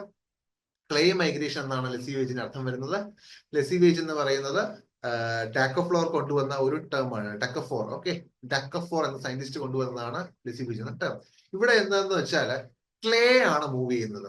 ഓക്കെ, ഒരു പ്രൊഫൈലിൽ നിന്ന്, ഒരു മുകൾ നിലയിൽ നിന്ന്, സോയിലിന്റെ മുകളത്തെ ലെയറിൽ നിന്ന് താഴത്തെ ലെയറിലേക്ക്. താഴത്തെ ലെയർ എന്ന് നമ്മൾ ആദ്യം പറഞ്ഞ മാന്റിലിനെ അല്ല കാണേണ്ടത്. ക്രസ്റ്റിൽ തന്നെ പല പല ലെയറുകൾ ഉണ്ട്. ആ ഒരു മുകളത്തെ നിലയിൽ നിന്ന് ആ ലെയറിൽ നിന്ന് താഴത്തെ ലെയറിലേക്ക് ക്ലേ മൂവ് ചെയ്യപ്പെടുന്നുണ്ട് എങ്കിൽ, അല്ലെങ്കിൽ റിമൂവ് ചെയ്യപ്പെടുന്നുണ്ട് എങ്കിൽ അതിനെയാണ് ക്ലേ മൈഗ്രേഷൻ എന്ന് വിളിക്കുന്നത്. Then comes brownification or rubification or ferruginization. Okay, brownification or rubification or ferruginization എന്നാണ് പറയുന്നത്. അതായത് നമ്മുടെ സോയിലുള്ള അയൺ മെറ്റീരിയൽസ്, അയൺ എന്ന മിനറൽ, അയൺ മിനറൽസ് ഉണ്ടാവും. പല പല, ഞാൻ നേരത്തെ പറഞ്ഞു അയൺ ഓക്സൈഡ് ഒക്കെ വരുന്നത്, ഫെറിക് ഓക്സൈഡ്, ഫെറസ് ഓക്സൈഡ്, അങ്ങനെ ഒരുപാട് അയൺ മിനറൽസ് ഉണ്ട്. അപ്പോൾ ഈ അയൺ മിനറൽസിലെ അയൺ ഇതിൽ നിന്ന് വേർപെടുകയും അത് സോയിൽ പാർട്ടിക്കിളിന്റെ മുകളിൽ ഒരു കോട്ടിംഗ് ആയിട്ട് വരികയും ചെയ്യാം. Okay, so iron minerals, primary മിനറൽസിലെ അയൺ വേർപെടുകയും ആ അയൺ സോയിൽ പാർട്ടിക്കിളിന്റെ മേലിൽ ഒരു ലെയർ ആയിട്ട് ഫോം ചെയ്യുന്നു. ഓക്കെ, അങ്ങനെ ഉണ്ടാകുമ്പോൾ അത് സോയിൽ പാർട്ടിക്കിൾ ആയിക്കോട്ടെ അല്ലെങ്കിൽ ഓർഗാനിക് മാറ്ററിലുള്ള ആയിക്കോട്ടെ, അതിന് പുറത്ത് വന്ന് ഓർഗാനിക് മാറ്ററുമായിട്ട് സോയിൽ പാർട്ടിക്കിളുമായിട്ട് ഒരു ലെയർ, അതിന് ചുറ്റും ഒരു ലെയർ ക്രിയേറ്റ് ചെയ്യുന്നു. അങ്ങനെ ഉണ്ടാകുന്ന ലെയറിന്റെ ഫലമായിട്ടാണ് നമ്മൾ കാണുന്ന റെഡ് കളർ, ഞാൻ നേരത്തെ പറഞ്ഞ പോലെ റെഡ് കളർ ഒക്കെ ഉണ്ടാകുന്നത് അതിന്റെ ഫലമായിട്ടാണ്. ആ പ്രോസസ്സിനെയാണ് റുബിഫിക്കേഷൻ ഓർ ഫെറുജിനൈസേഷൻ ഓർ ബ്രൗണിഫിക്കേഷൻ എന്ന് പറയുന്നത്. അയൺ ആൻഡ് അലൂമിനിയം ഓക്സൈഡ്സ് അല്ലെങ്കിൽ അയൺ ഓക്സൈഡ്സിൽ നിന്ന് അയൺ വേർപെട്ട് പാർട്ടിക്കിൾസിന്റെ മുകളിൽ റെഡ് കളർ അല്ല, പാർട്ടിക്കിൾസിന്റെ മുകളിൽ ഒരു ലെയർ ക്രിയേറ്റ് ചെയ്യുക, അല്ലാന്നുണ്ടെങ്കിൽ ഒരു ഓർഗാനിക് മാറ്ററിന്റെ മുകളിൽ സർഫസിൽ വന്ന് ഒട്ടിയിരിക്കുകയൊക്കെ ചെയ്യുമ്പോൾ അതിനെ ഒരു brownish to red colour create ചെയ്യുന്നു. അതിനെയാണ് നമ്മൾ പറയുന്നത്. Then comes regur formation. Regur എന്ന് പറയുന്നത് ഇന്റൻസ് ഡാർക്ക് കളർ കോംപ്ലക്സിൽ ഉണ്ടാവുന്നതാണ് റിഗർ എന്ന് പറയുന്നത്. ഒരു dark colour complex, smectite clay, humus ഒക്കെ ചേർന്നിട്ട് ഒരു ഡാർക്ക് കോംപ്ലക്സ്, കറുത്ത കട്ട എന്നൊക്കെ നമുക്ക് വേണമെങ്കിൽ പറയാം, ഡാർക്ക് കോംപ്ലക്സ് ഉണ്ടാകുന്നതിനാണ്, ഡാർക്ക് കളർ കോംപ്ലക്സിനെയാണ് ഈ റിഗർ ഫോർമേഷൻ എന്ന് പറയുന്നത്. അത് ഏറ്റവും കൂടുതലുള്ളത് ബ്ലാക്ക് കോട്ടൺ സോയിൽസിലാണ് റിഗർ ഫോർമേഷൻ. ഓക്കെ, ഡാർക്ക് കളറിലെ ഒരു സ്പെക്ടേറ്റ് ക്ലെയിം ഹ്യൂമസും ചേർന്നിട്ടുള്ള ഒരു കോമ്പിനേഷൻ, ഒരു മിക്സാണ് റിഗർ ഫോർമേഷൻ കൊണ്ട് ഉദ്ദേശിക്കുന്നത്. അത് ഏറ്റവും കൂടുതൽ കാണുന്നത് ബ്ലാക്ക് കോട്ടൺ സോയിൽസിൽ ആണ്. ഇതൊക്കെയാണ് അതർ പെഡോജനിക് പ്രോസസ്. ഇനി നമ്മൾ നോക്കാൻ പോകുന്നതാണ് സോയിൽ ഹൊറിസോൺസ്. നമ്മുടെ ഇന്നത്തെ ക്ലാസ്സിന്റെ ലാസ്റ്റ് പാർട്ടാണ് സോയിൽ ഹൊറിസോൺസ് എന്ന് പറയുന്നത്. അപ്പൊ സോയിൽ ഹൊറിസോൺ എന്ന് പറയുന്നത് നമ്മുടെ സോയിലിന്റെ ക്രസ്റ്റിൽ എടുക്കുകയാണെങ്കിൽ പല പല ലെയറുകളുണ്ട്. അത് പല പല ക്രസ്റ്റ് എന്നല്ല നമ്മൾ എടുക്കേണ്ടത്. ഒരു സോയിൽ സർഫസിൽ നിന്ന് ഒരു 10 തൊട്ട് 15 കിലോമീറ്റർ 15 മീറ്റർ നമ്മൾ എടുക്കുകയാണെങ്കിൽ പല പല ലെയറുകൾ ഉണ്ടാവും. സോയിലിന്റെ ലാസ്റ്റ് ഭാഗം എന്ന് പറയുന്നതാണ് ഈ 15 ലെയർ. ഈ 15 ലെയർ എന്ന് നമ്മൾ ഓരോ ലെയറിനെ നമ്മൾ ഹൊറിസോൺസ് എന്നാണ് വിളിക്കുന്നത്. ഓക്കെ, ഹൊറിസോൺസ് എന്നാണ് വിളിക്കുന്നത്. അതായത് നമ്മുടെ സോയിൽ എന്ന് പറയുന്നത്, ഏറ്റവും സർഫസിലെ സോയിൽ എന്ന് പറയുന്നത് ഒരു റെയിൻബോ കേക്ക് എന്നിരിക്കട്ടെ. ആ റെയിൻബോ കേക്കിനെ നമ്മൾ കട്ട് ചെയ്ത് പുറത്തേക്ക് എടുക്കുമ്പോൾ ഓരോ ലെയർ, കളേർഡ് ലെയേഴ്സ് നമ്മൾ കാണില്ലേ, അതുപോലെ സോയിലിന്റെ പുറത്തും നമ്മൾ ലെയർ ലെയർ ആയിട്ട് കാണാൻ സാധിക്കുന്നു. ആ ഓരോ ലെയറും അതിന്റെ മോർഫോളജി വെച്ചിട്ട് chemical, physical, biological, colour, texture, structure, അവിടെയുള്ള റൂട്ട്സിന്റെ അളവ്, അതിന്റെ ആസിഡിറ്റിയുടെ അളവ്, അങ്ങനെ ഓരോ കാര്യങ്ങളിലും മാറി മാറി നിൽക്കും. ഒരുപോലെ ആയിരിക്കില്ല. ഓരോ ലെയറും അതിന്റെ ക്യാരക്ടേഴ്സ് ഡിഫറെന്റ് ആയിരിക്കും. ഓക്കെ, അങ്ങനെ ഓരോരോ ലെയറുകൾ ചേർന്നിട്ട് ഒരു 5-6 ലെയർ ചേരുന്ന, 5-6 ലെയർ എന്നല്ല, 5-6 ലെയർ ഉണ്ടാകും. ആ 5-6 ലെയേഴ്സും ചേർന്നിട്ടുള്ള ഒരു പീസ്, അതായത് ഞാൻ നേരത്തെ പറഞ്ഞ പോലെ കേക്ക് കട്ട് ചെയ്തെടുക്കുന്ന ഒരു ഫുൾ പീസിനെയാണ് നമ്മൾ ഫുൾ പീസിനെ കൺസിഡർ ചെയ്യുകയാണെങ്കിൽ, ആ വെർട്ടിക്കലി നമ്മൾ കട്ട് ചെയ്തെടുത്ത ആ ഒരു പീസിനെ നമ്മൾ കൺസിഡർ ചെയ്യുന്നത് കൺസിഡർ ചെയ്യുന്ന പോലെ നമ്മുടെ സോയിലിനെ നമ്മൾ മുകളിൽ നിന്ന് താഴേക്ക് വെട്ടി മുറിച്ച് എടുക്കുകയാണെങ്കിൽ, ഒരു പീസ് എടുക്കുകയാണ് എങ്കിൽ അതിനെ നമ്മൾ വിളിക്കുന്നതാണ് സോയിലിന്റെ പ്രൊഫൈൽ എന്ന്. ഈ ലെയറുകളെല്ലാം ഉൾപ്പെടുന്ന നമ്മുടെ സോയിലിനെ കട്ട് ചെയ്തെടുക്കുന്ന ഒരു പീസിനെയാണ് സോയിൽ പ്രൊഫൈൽ എന്ന് വിളിക്കുന്നത്. ഓക്കെ, ഹൊറിസോൺ എന്താണെന്ന് പറഞ്ഞു, ഓരോ ലെയറുകളാണ്. ആ ലെയറുകൾ, പല പല ലെയറുകൾ ചേർന്ന് ഒരു വെർട്ടിക്കൽ സെക്ഷൻ നമ്മൾ ഡിസെക്ട് ചെയ്തെടുക്കുന്ന ഒരു സെക്ഷനെയാണ് നമ്മൾ പ്രൊഫൈൽ എന്ന് വിളിക്കുന്നത്. അത് സി ഹൊറിസോൺ അഥവാ അൺകൺസോൾഡ് മെറ്റീരിയൽസ് ഉള്ള സി ഹൊറിസോൺ വരെ എക്സ്റ്റെൻഡ് ചെയ്യപ്പെടുന്നു. സോ ഇതൊക്കെയാണ് സോയിൽ ഹൊറിസോൺസ്. OAEBCR, ഇതൊക്കെ മാസ്റ്റർ ഹൊറിസോൺസ് എന്നാണ് അറിയപ്പെടുന്നത്. OAEBCR ഇവയൊക്കെ മാസ്റ്റർ ഹൊറിസോൺസ് ആണ്. ഈ ഫോട്ടോയിൽ 6 പറഞ്ഞിട്ടില്ല, പക്ഷെ ഞാൻ 6 പ്രത്യേകം പറയുന്നുണ്ട്. O എന്ന് പറയുന്നത് ഓർഗാനിക് ഹൊറിസോൺ, A എന്ന് പറയുന്ന mineral horizon, E illuvial horizon, B illuvial horizon, C parent material or unconsolidated material, R consolidated material. Okay, ഇതിന് സബ് ഓർഡിനേറ്റ് ഹൊറിസോൺസ് ഉണ്ട്, ഇതിന് ട്രാൻസിഷൻ ഹൊറിസോൺസും ഉണ്ട്. ട്രാൻസിഷൻ ഹൊറിസോൺസ് എന്ന് പറയുമ്പോൾ ഇപ്പൊ എയുടെയും ഈ ഇടയിൽ നിങ്ങൾ നോക്കുകയാണെങ്കിൽ നിങ്ങൾക്ക് കാണാൻ പറ്റും ഈ ഒരു ലെയർ. ഓക്കെ, ഈ ഒരു ലെയർ വരുന്നത് ഇതാണ് എന്താ പറയാ ട്രാൻസിഷൻ ഹൊറിസോൺസ് വരുന്ന ഭാഗങ്ങൾ. ഈ ഓരോരോ ഭാഗങ്ങൾ നിങ്ങൾക്ക് കാണാൻ പറ്റും, വ്യക്തമായിട്ട് കാണാൻ പറ്റുക. ഇതൊക്കെ ട്രാൻസിഷൻ ഹൊറിസോൺസ് വരുന്ന ഭാഗങ്ങളാണ്, നിങ്ങൾക്ക് കാണാൻ പറ്റും. സബോർഡിനേറ്റ് ഹൊറിസോൺസ് എന്ന് പറയുന്നത് എന്താണെന്ന് ലാസ്റ്റ് ഞാൻ പറയാം. അപ്പോ നമുക്കിനി ഓരോന്ന് വരുന്നതായിട്ട് നോക്കാം.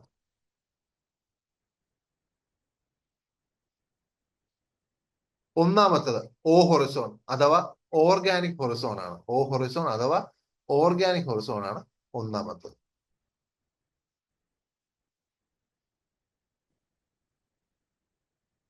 ഓർഗാനിക് ഹൊറിസോൺ എന്ന് പറയുന്നത് സോയിലിന്റെ ഏറ്റവും മുകളിലത്തെ സർഫസിൽ കാണുന്നതാണ് O ഹൊറിസോൺ അഥവാ ഓർഗാനിക് ഹൊറിസോൺ. ഓക്കെ, സോയിലിന്റെ ഏറ്റവും മുകളിലത്തെ തട്ടി കാണുന്നതാണ് O ഹൊറിസോൺ അഥവാ ഓർഗാനിക് ഹൊറിസോൺ. ഈ ഭാഗത്തായിട്ട് വരും O ഹൊറിസോൺ.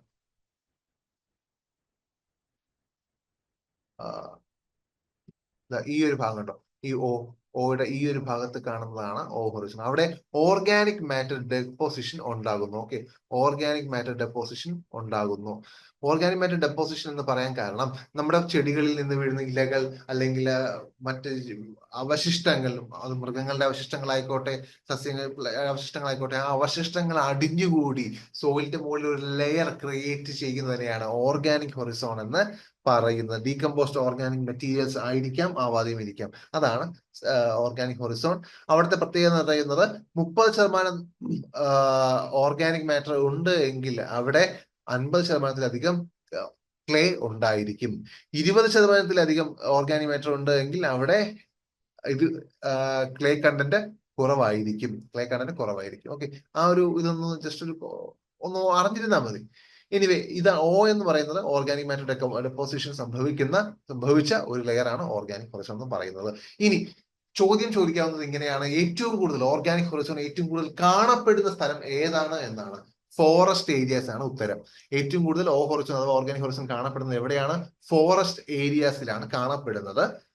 നിങ്ങൾക്ക് ചിലപ്പോൾ പല ഓപ്ഷൻസ് തരുമായിരിക്കും, അതിൽ ഫോറസ്റ്റ് ഏരിയ ചൂസ് ചെയ്യുക. അല്ലെങ്കിൽ എവിടെയാണ് ഇല്ലാത്തത് എന്ന് ചോദിച്ചാൽ കൾട്ടിവേറ്റഡ് സോയിൽസ് അല്ലെങ്കിൽ ഗ്രാസ് ലാൻഡ്സിലാണ് ഇല്ല എന്ന് പറയുന്നത്.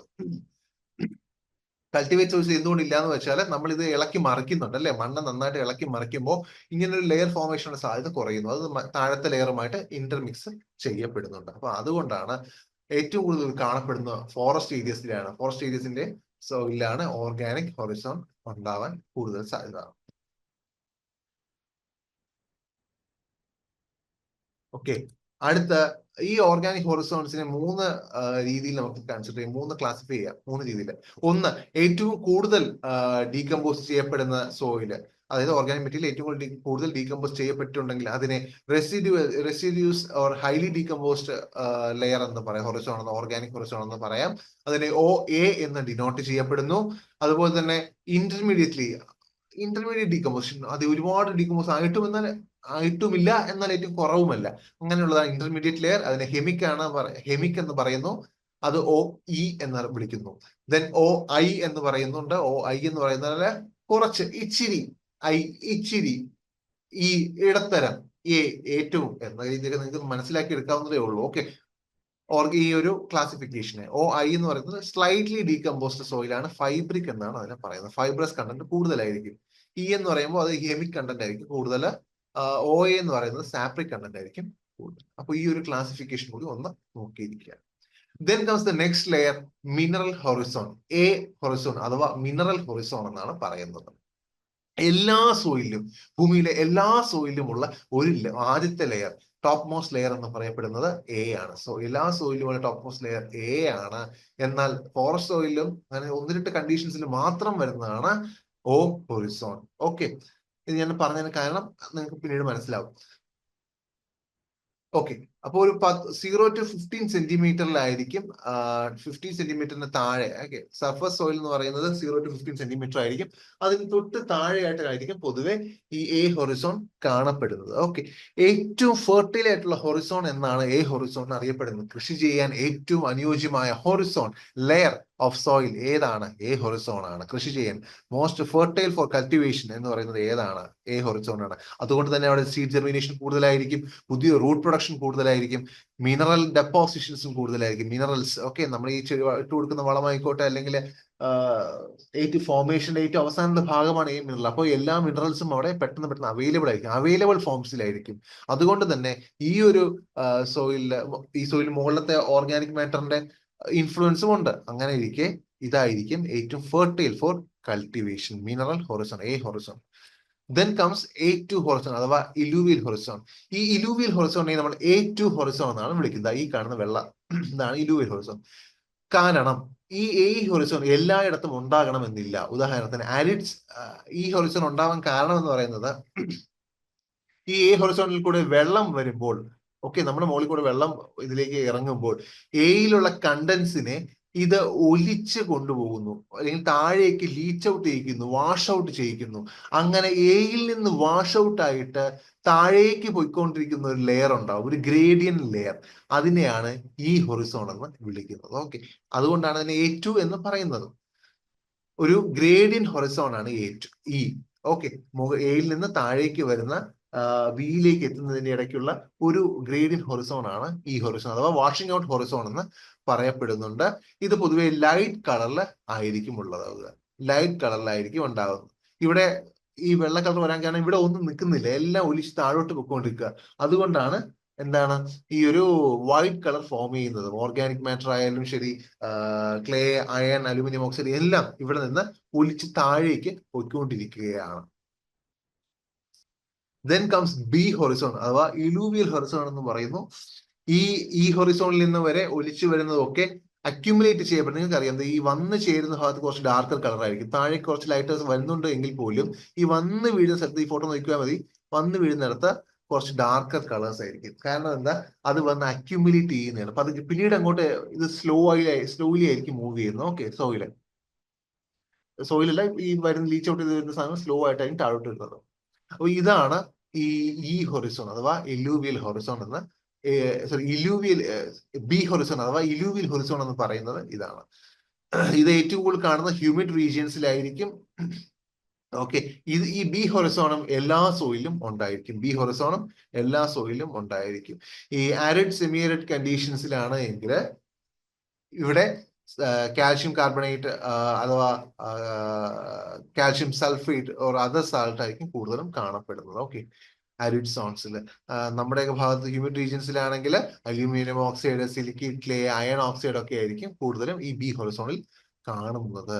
ഇതാണ് റെഡ് കളർ ഏറ്റവും കൂടുതൽ കണ്ടോ. ഈ റെഡ് കളർ വരുന്നതിന് കാരണം അത് തന്നെയാണ്. സോ ഇതാണ് B horizon. O A E B, O A E B, A E illuvial, B sorry E eluvial, B illuvial. Okay. E eluvial, B illuvial, അത് ഓർത്തിരിക്കുക. Then come C consolidated material എന്നാണ് പറയുന്നത്. അൺകൺസോളിഡേറ്റഡ് material എന്നാണ് പറയുന്നത്. അതായത് നമ്മുടെ parent material break ചെയ്ത് ചെറിയ ചെറിയ പീസുകളായിട്ട് മാറുന്ന ഫസ്റ്റ് സ്റ്റേജിനെ, ആ ഒരു ഫസ്റ്റ് ഫോർമേഷനെയാണ് നമ്മുടെ എന്താ പറയുക ഫോം ചെയ്ത ലെയറിനെയാണ് അൺകൺസോൾഡ് മെറ്റീരിയലുള്ള സി ഹൊറിസോൺ എന്ന് പറയുന്നത്. ഓക്കെ. സോ ഇത് നിങ്ങൾ കാണാൻ പറ്റുന്നുണ്ട്. ഈ ലെയർ ഉള്ളത് എക്കും ബിക്കും താഴെയാണ്. ഓക്കെ. എക്കും ബിക്കും താഴെയാണ് സി എന്ന് പറയുന്ന അൺകൺസോൾഡ് മെറ്റീരിയലിന്റെ ലെയർ ഉണ്ടാകുന്നത്.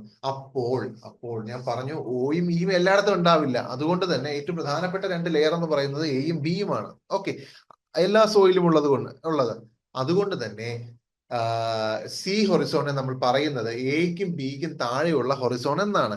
എക്കും ബിക്കും കൂടെ ചേർത്ത് ഒരു പേരുണ്ട്, സോളം. ഓക്കെ. സോളത്തിന് താഴെ അണ്ടർലൈ ചെയ്യുന്നതിനെയാണ് സി ഹൊറിസോൺ എന്ന് പറയുന്നത്. എയും ബിയും ഹൊറിസോണും ചേർന്നതാണ് സോളം, അതിന് താഴെയാണ് സി ഹൊറിസോൺ. ഓക്കെ. ഇവിടെ ബയോളജിക്കൽ ആക്ടിവിറ്റി കുറവാണ്, ഇല്ല എന്ന് തന്നെ പറയാൻ. ഭയങ്കര നെഗ്ലിജിബിൾ ആയിരിക്കും, അല്ലെങ്കിൽ അതിനുള്ളൊരു സാഹചര്യമല്ല അവിടെ. സോ ബയോളജിക്കൽ ആക്ടിവിറ്റി ഇവിടെ ഉണ്ടാവില്ല. ദെൻ ഉണ്ടാവില്ല. അതുപോലെ തന്നെ ഈ O A E B C ഇതൊക്കെ ചേർന്നുകൊണ്ട്, അല്ലെങ്കിൽ ഒയും ബിയും ഇല്ലാത്ത സാഹചര്യത്തിലാണെങ്കിൽ എ ബി സി ഇത് മൂന്നും ചേർന്നുകൊണ്ട് വരുന്ന ഹൊറിസോൺസിനെ, അല്ലെങ്കിൽ ഈ മൂന്ന് ഹൊറിസോണിനെ നമ്മൾ ഒരുമിച്ച് വിളിക്കുന്നതാണ് റിഗോളിത്ത്. ഈ മൂന്ന് ഹൊറിസോണിനെ നമ്മൾ ഒരുമിച്ച് വിളിക്കുന്നതാണ് regolith. Okay. Solum A plus B, regolith A plus B plus C. ഇതും ഓർത്തിരിക്കുക. ദെൻ കംസ് ഞാൻ നേരത്തെ പറഞ്ഞ പോലെ ആർ ഹൊറിസോൺ. ആ ഫോട്ടോയിൽ ഇല്ലായിരുന്നു. ആർ ഹൊറിസോൺ എന്ന് പറയുന്നത് ഇതുപോലെ റോക്ക്, ഒരു ഫുള്ള് റോക്ക് ആയിട്ട് ഒരു ഒറ്റ സിംഗിൾ പീസ് റോക്ക് ആയിരിക്കും ഇത്. അപ്പോൾ അങ്ങനെ ഒരു വലിയൊരു ഗ്രാനൈറ്റ് എന്നോ അല്ലെങ്കിൽ നമ്മൾ ബസാൾട്ട്, ലൈം സ്റ്റോൺ എന്നൊക്കെ പറയുന്നതൊക്കെ കണ്ടു കിട്ടുന്നത് ഇവിടെ നിന്നാണ്. അപ്പോൾ ഇത്തരം അണ്ടർലൈൻ കൺസോളിഡേറ്റഡ് റോക്കിനെയാണ് നമ്മൾ ആർ ഹൊറിസോൺ എന്ന് വിളിക്കുന്നത്. ഓക്കെ. R horizon. അപ്പോ നമ്മുടെ ഹൊറിസോൺസ് ഏതൊക്കെയാണ്? O A E B C R. അതിൽ ഒ എല്ലായിടത്തും ഇല്ല, ഫോറസ്റ്റ് ഏരിയസിലാണ് കൂടുതൽ. എ ഏറ്റവും അനുയോജ്യമാണ് കൾട്ടിവേറ്റ് ചെയ്യാൻ വേണ്ടിയിട്ട്. ഈ എലുവിയൽ ഹൊറിസോൺ ആണ്, ലീച്ച് ഔട്ട് ചെയ്യുന്നു. വാഷ് ഔട്ട് ഹൊറിസോൺ ആണ് പറയുന്നത്. Sesquioxide, iron and aluminium oxides, silicas അതൊക്കെ അവിടെ നിന്ന് വാഷ് ഔട്ട് ആവുന്നു. ദെൻ ബി ഇലൂവിയൽ ഹൊറിസോൺ, വേറെ ഈ വാഷ് ഔട്ട് ചെയ്ത് വരുന്ന സാധനങ്ങളൊക്കെ അക്യുമുലേറ്റ് ചെയ്യുന്നപ്പെടുന്നത് എവിടെയാണ്? ഇലൂവിയൽ ഹൊറിസോൺസിലാണ്. അതിന് തൊട്ട് താഴെ സി അൺകൺസോൾഡ് മെറ്റീരിയൽ ഉള്ള സി ഹൊറിസോൺ ഉണ്ട്. അത് എവിടെയാണ് കാണുന്നത്? എക്കും ബിക്കും താഴെയാണ്. എ പ്ലസ് ബി സോളത്തിന് താഴെയാണ്. എയും ബിയും സിയും ചേർന്ന് കഴിഞ്ഞാൽ അതിനെ റിഗോളിത്ത് എന്ന് വിളിക്കുന്നു. അതിന് താഴെയുള്ളതാണ് കൺസോളിഡേറ്റ് മെറ്റീരിയലിന്റെ ആർ ഹൊറിസോൺ. ഇനി ഇതൊക്കെ നിങ്ങൾക്ക് കാണാൻ പറ്റുന്ന പോലെ ഒരു സബോർഡിനേറ്റ് ഡിസ്റ്റിങ്ഷൻ ആണ്. അതായത് ഇപ്പൊ നമ്മൾ പറയാണ്, ഉദാഹരണം എ ഹൊറിസോണിൽ ജിപ്സത്തിന്റെ അക്യുമുലേഷൻ ഉണ്ടായിട്ടുണ്ട്, അല്ലെങ്കിൽ ബി ഹൊറിസോണിൽ ജിപ്സത്തിന്റെ അക്യുമുലേഷൻ ഉണ്ടായിട്ടുണ്ട് എങ്കിൽ നമ്മൾ ബിയുടെ താഴെ സ്മോൾ ലെറ്ററിൽ ഒയ് കൊടുക്കും. ബിയുടെ താഴെ സ്മോൾ ലെറ്ററിൽ ഒയ് കൊടുക്കും. അങ്ങനെ സ്മോൾ ലെറ്ററിൽ ഒയ് കൊടുക്കുന്നതിനെ നമ്മൾ എന്ത് പറയുന്നു? സബോർഡിനേറ്റ് ഹൊറിസോണിനെ കാണിക്കാനാണ്. അതായത് ബി ഹൊറിസോണിൽ ഇപ്പൊ ഒരു ലെയർ ജിപ്സം വന്ന് കിടപ്പുണ്ട് എങ്കിൽ, അതിന് അക്യുമുലേറ്റ് ചെയ്യപ്പെട്ടിട്ടുണ്ട് എങ്കിൽ ആ ലെയറിനെ, ആ ഒരു ഹൊറിസോണിന്റെ ആ ഒരു പാർട്ടിനെ ഡിസ്റ്റിംഗ്വിഷ് ചെയ്യാൻ വേണ്ടി നമ്മൾ ഉപയോഗിക്കുന്നതാണ് ഈ ചെറിയ സ്മോൾ ലെറ്റേഴ്സ്. ഇപ്പോൾ ബിയിലെ ഹൊറിസോൺ ആണ് സംഭവിക്കുന്നതെങ്കിൽ അത് ബി ഒയ് എന്ന് വരുന്നു. ഇനി അവിടെ സ്ട്രോങ് ഗ്ലേയിങ് പ്രോസസ് ആണ് നടക്കുന്നതെങ്കിൽ ബി ജി അല്ലെങ്കിൽ എ ജി എന്ന് വിളിക്കുന്നു. ഇനി അവിടെ ഇലൂവിയൽ അക്യുമുലേഷൻ ഓഫ് ഓർഗാനിക് മാറ്റർ ആണെങ്കിൽ ബി എച്ച് എന്ന് നമ്മൾ പറയുന്നു.